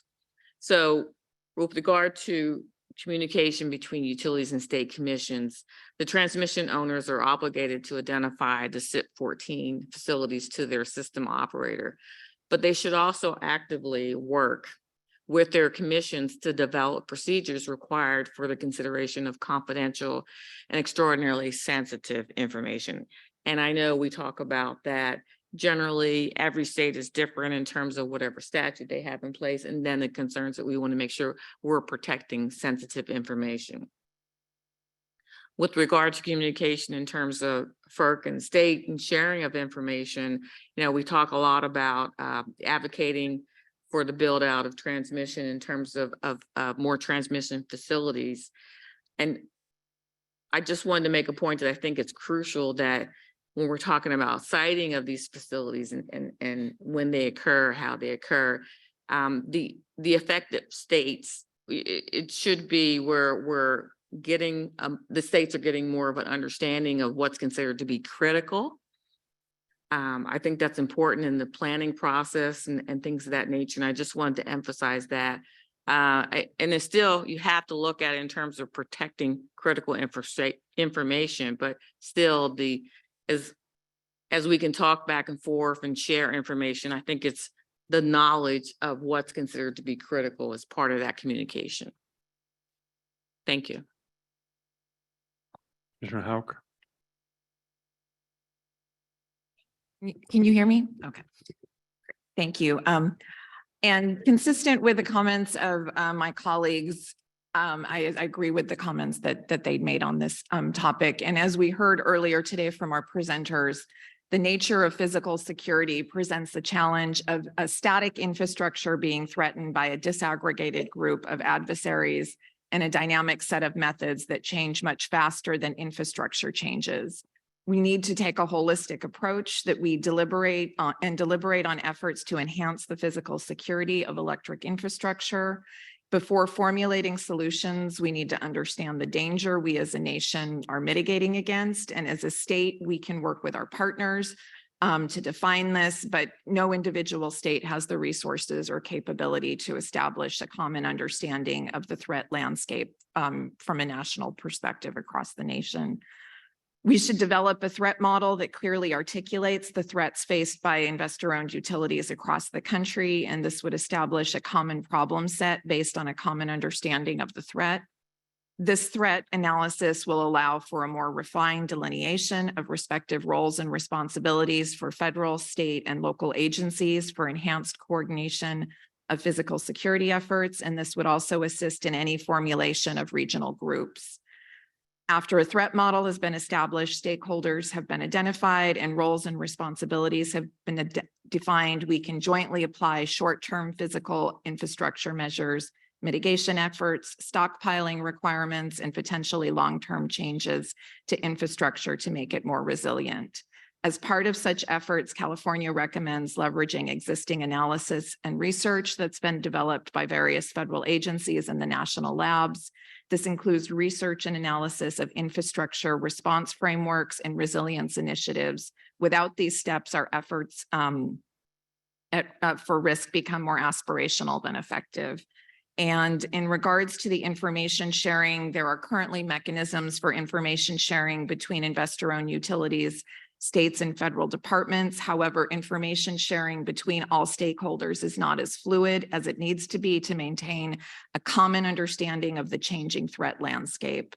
The current mechanisms need to be maintained and enhanced by establishing and reestablishing appropriate thresholds for information sharing between partners within an environment of trust.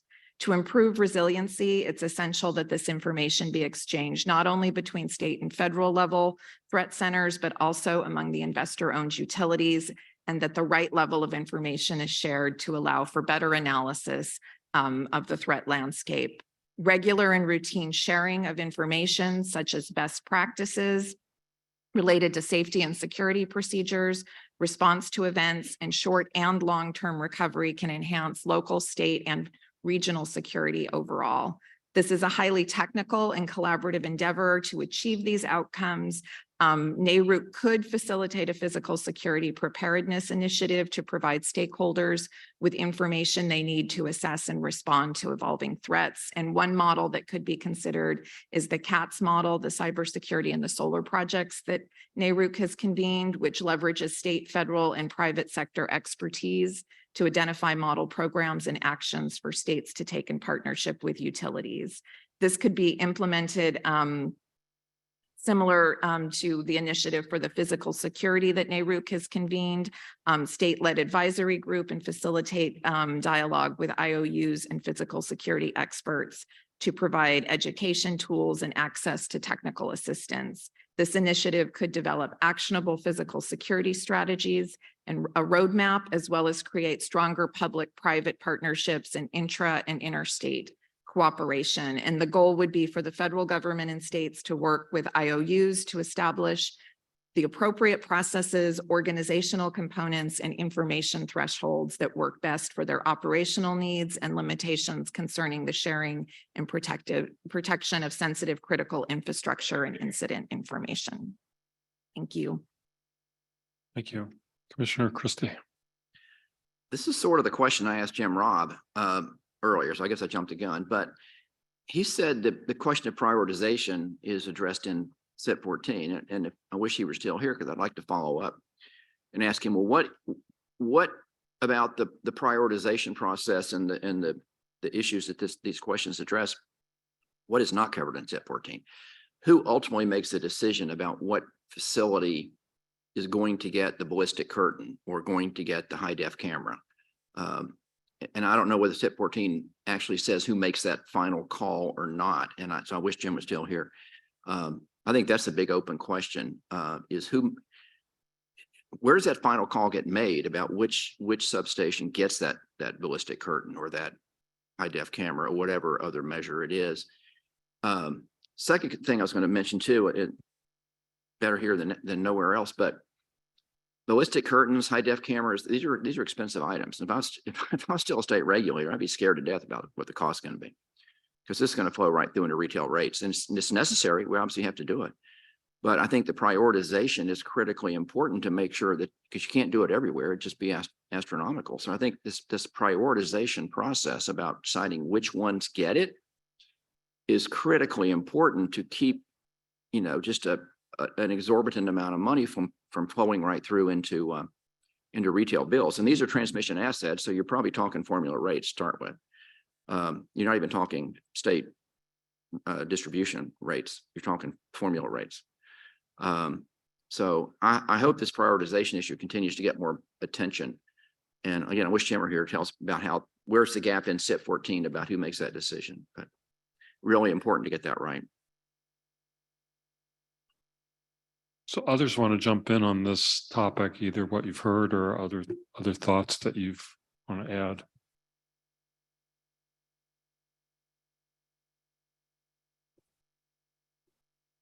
Thank you, Chair Scripps.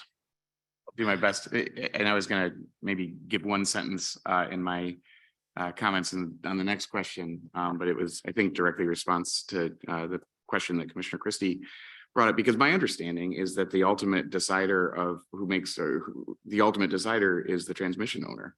And that plan that they put forward has to be reviewed by a third party, but the ultimate decision maker in this is the transmission owner. And it's one of the reasons that I think some level of state oversight on SIP compliance would be a benefit. I'm not sure that we could sort of require them to do something more or less than what they're doing, but to be able to raise the question of, is this the right solution for the problem that's been identified, as opposed to just the transmission owner saying, I think I need the ballistic curtain, and the third party reviewer saying, yeah, I think that's right.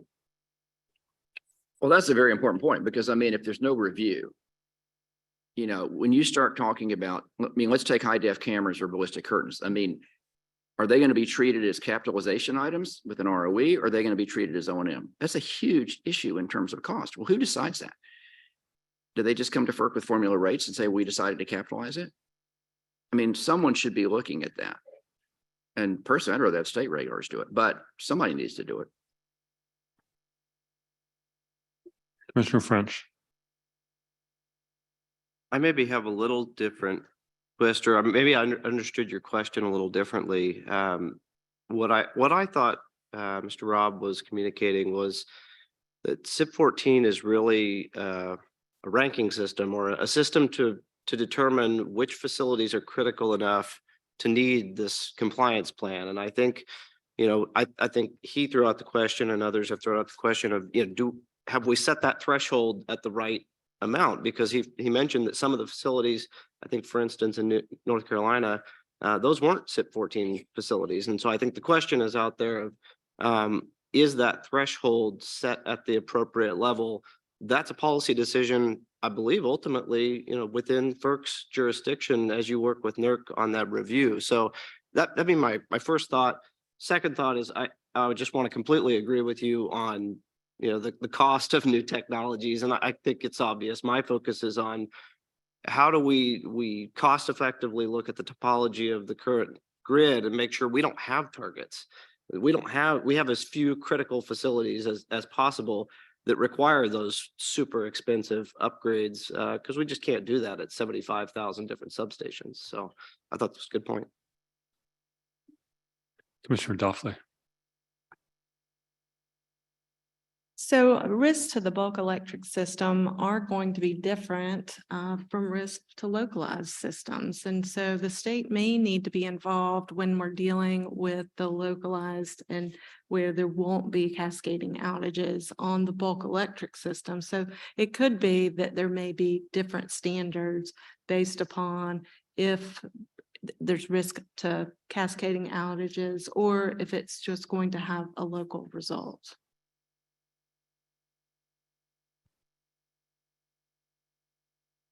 Great. Anybody want to add anything else? We'll move to our last question. Okay.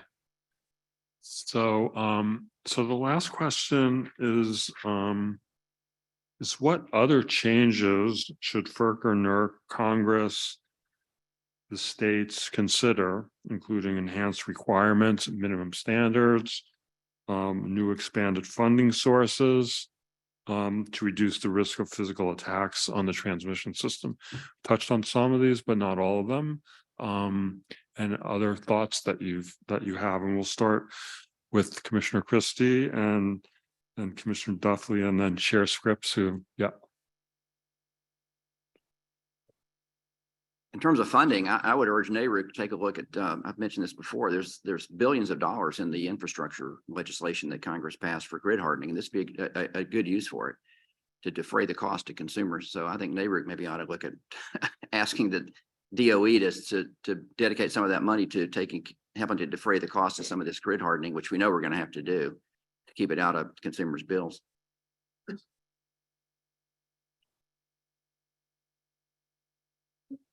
Commissioner Duffley.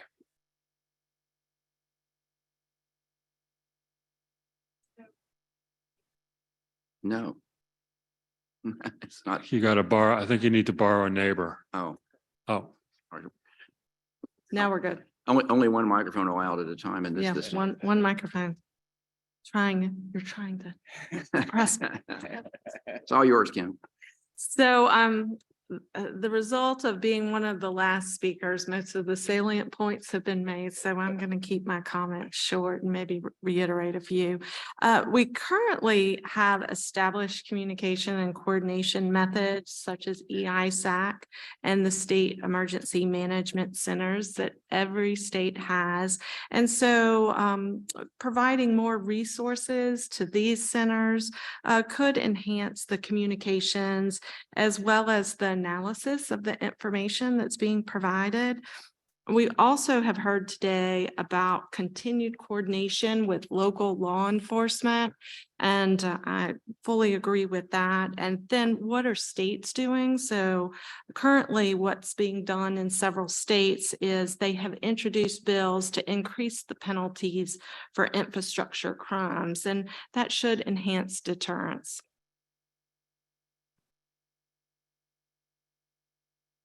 I agree with Commissioner Duffley that most everything's been said. When Jim Robb was talking earlier, he posed the question on how our physical security approaches should balance between protection measures and measures focused on restoration and recovery. And I just want to offer maybe a couple thoughts on each side of that equation. On protection and prevention, it's probably not a surprise given the questions I was asking Mr. Robb, but it's my belief that in addition to the process-based approach that makes up the core of the SIP standards, we do actually need to include a minimum set of physical security mitigation measures. And I think there's plenty of room for agreement here. The vast majority of facilities already have things like standard gauge fences, locks, some degree of surveillance, visual obstruction elements like fence netting, et cetera. And it's simply codifying a lot of what already exists. And then as we gain experience and better understanding of the evolving threat environment, perhaps moving that floor up over time. But I am much more comfortable about having a conversation about what are the right level of minimum standards and which of those are appropriate than trying to explain why we don't actually have a set of minimum standards within the SIP framework as these incidents continue to accelerate. And I want to be really clear, this is in addition to, not instead of. I think the process-based framework is the right one broadly, because I do think that there are significant and material differences based on population, based on who's connected to the substation, et cetera. But having a minimum set of physical security mitigation measures, I think, would go a long way. On the other side of the coin, on recovery and restoration, two thoughts. And some of this was already previewed by Commissioner Brown-Dutrell, as usual. But in March 2017, responding to congressional directives contained in the Fixing America's Surface Transportation, or FAST Act, US DOE published a report on the concept of a strategic transformer reserve. And there's been a fair amount of progress made since then. Edison Electric Institute has two initiatives, the Spare Transformer Equipment Program, or STEP, and Spare Connect. The North America Transmission Forum's Regional Equipment Sharing for Transmission Restoration, or RESTORE program, and Grid Assurance, which is, I believe, a spinoff from AEP, which offers a subscription model, are all good and important steps in the right direction. But I think that more is needed, particularly given the challenges around supply chain issues.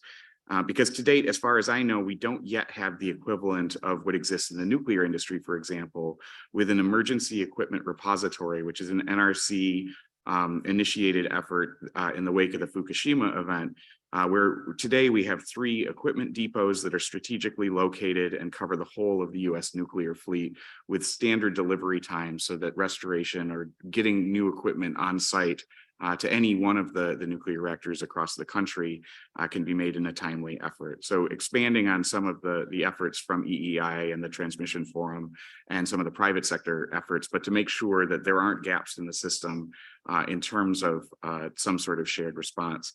And then finally, this was highlighted, I think, most eloquently by Commissioner French, as usual, talking about the advantages of a decentralized system with redundancy, and that's a real strength. And also noted by Mr. Robb, talking about the small number of substations that are designated as critical, and that number should continue to decline through additional redundancy. And then Mr. Kumar's point that as we continue to build the system of the future, trying to build in resilience as we go is important.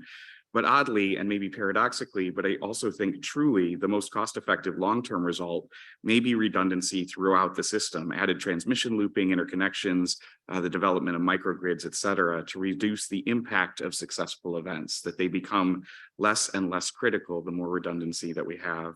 This also has the benefit of mitigating all hazards in a way that fencing or armoring do not, that the climate-based challenges that we're facing and that have been raised, as well as some of the ballistic incidents, as well as the additional benefits of expanding transmission even beyond addressing physical security concerns. So looking at how we add redundancy through transmission expansion may be the best and most cost-effective long-term approach to dealing with physical security threats, and one that also has a host of additional benefits as well. Well, the floor is open for your reactions, additions, as we're getting near the end. Yeah, Commissioner Allen, then Chair Stanek. Yeah, I just want to throw a little support behind what Commissioner Scripps had mentioned about physical standards. I think physical standard or minimum standards for physical security threats or other hazards to the physical transmission system makes sense to me. I think you need to consider flexibility to differentiate it by the kind of critical nature of certain assets, or potentially provide flexibility at either a state, regional, or a transmission operator level. I think that then begs the question of what is in the conversation that I've been having earlier, what is the kind of sensible analytic framework for figuring out what those minimum standards are, and hearkening back to Commissioner Christie, leveraging the federal funds. Absolutely. And following up from Commissioner Duffley, the states may need to take action on their own to increase the penalties, state law, in terms of any attacks on an energy facility. I'm looking at the criminal complaint, the indictment that occurred yesterday in the U.S. District Court of Maryland, and it's being charged under the crime of conspiracy to destroy an energy facility. That's 18 U.S. Code Section 1366. The penalty is not more than 20 years behind bars. So it could be a slap on the wrist. They're in and out in 1 year. That's the federal law. So I would implore Congress to revisit this statute. But at the same time, the states have the ability to pass their own laws to make it not a minimum, but a floor, not a ceiling. Anybody else want to add? Okay, so we've touched on many things briefly, but we've touched on them from better information sharing and clearer information channels to thinking about more maybe standardized risk assessment methodologies, to should there be minimum standards for risk mitigation, to in the longer term planning and development, thinking consistent with what we've been thinking before, more redundant system planning for just resilience generally, thinking about leveraging federal funds to assist with this, increasing penalties as a way of deterrence. And that's the beginning of a list of, I think, a lot of good things that we touched on. Obviously, the next step is, at least big step, is there'll be a report filed by NERC on what they're recommending, what their analysis of how things have changed and what might be considered. I think you got a little bit of foreshadowing of the things that NERC is thinking about or wrestling with.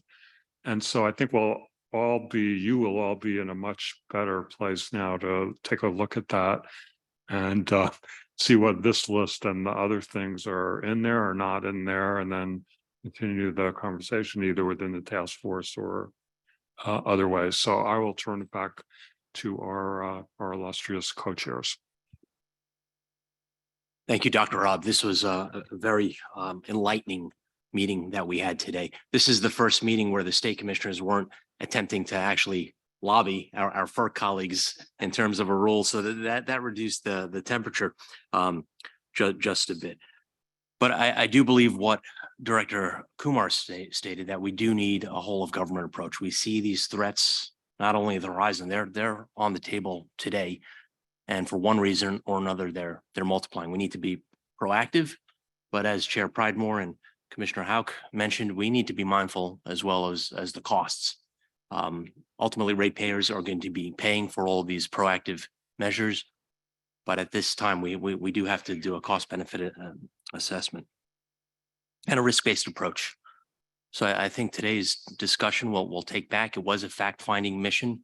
We'll need to work with our other federal colleagues, not at this table, DOE, law enforcement, federal agencies that we haven't previously worked with before, in order to get ahead of this and to prepare for the next event, because unfortunately there probably will be more events that will affect our states and the country in the coming years. So thank you to my colleagues for a very productive conversation today. Thank you, Chair Stanek. Excellent meeting, everyone. I thank you for your thoughtful comments. There was no lobbying today, perhaps, but what you said will inform what FERC does going forward, and we appreciate that. Very quickly, I want to thank all the staff that pulled us together, the NERC team, the folks that ran the AV, everyone who participated today. Give them a round, everybody.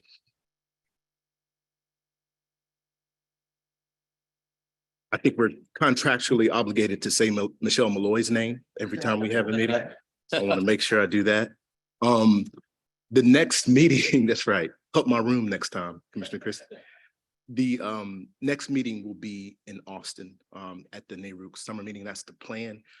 Chair Stanek and I, we've already started thinking of creative ways for this group to evolve. And so we welcome any ideas that you might have to make these meetings even more interactive and better. So with that, that's all that I have. We are adjourned. Thank you.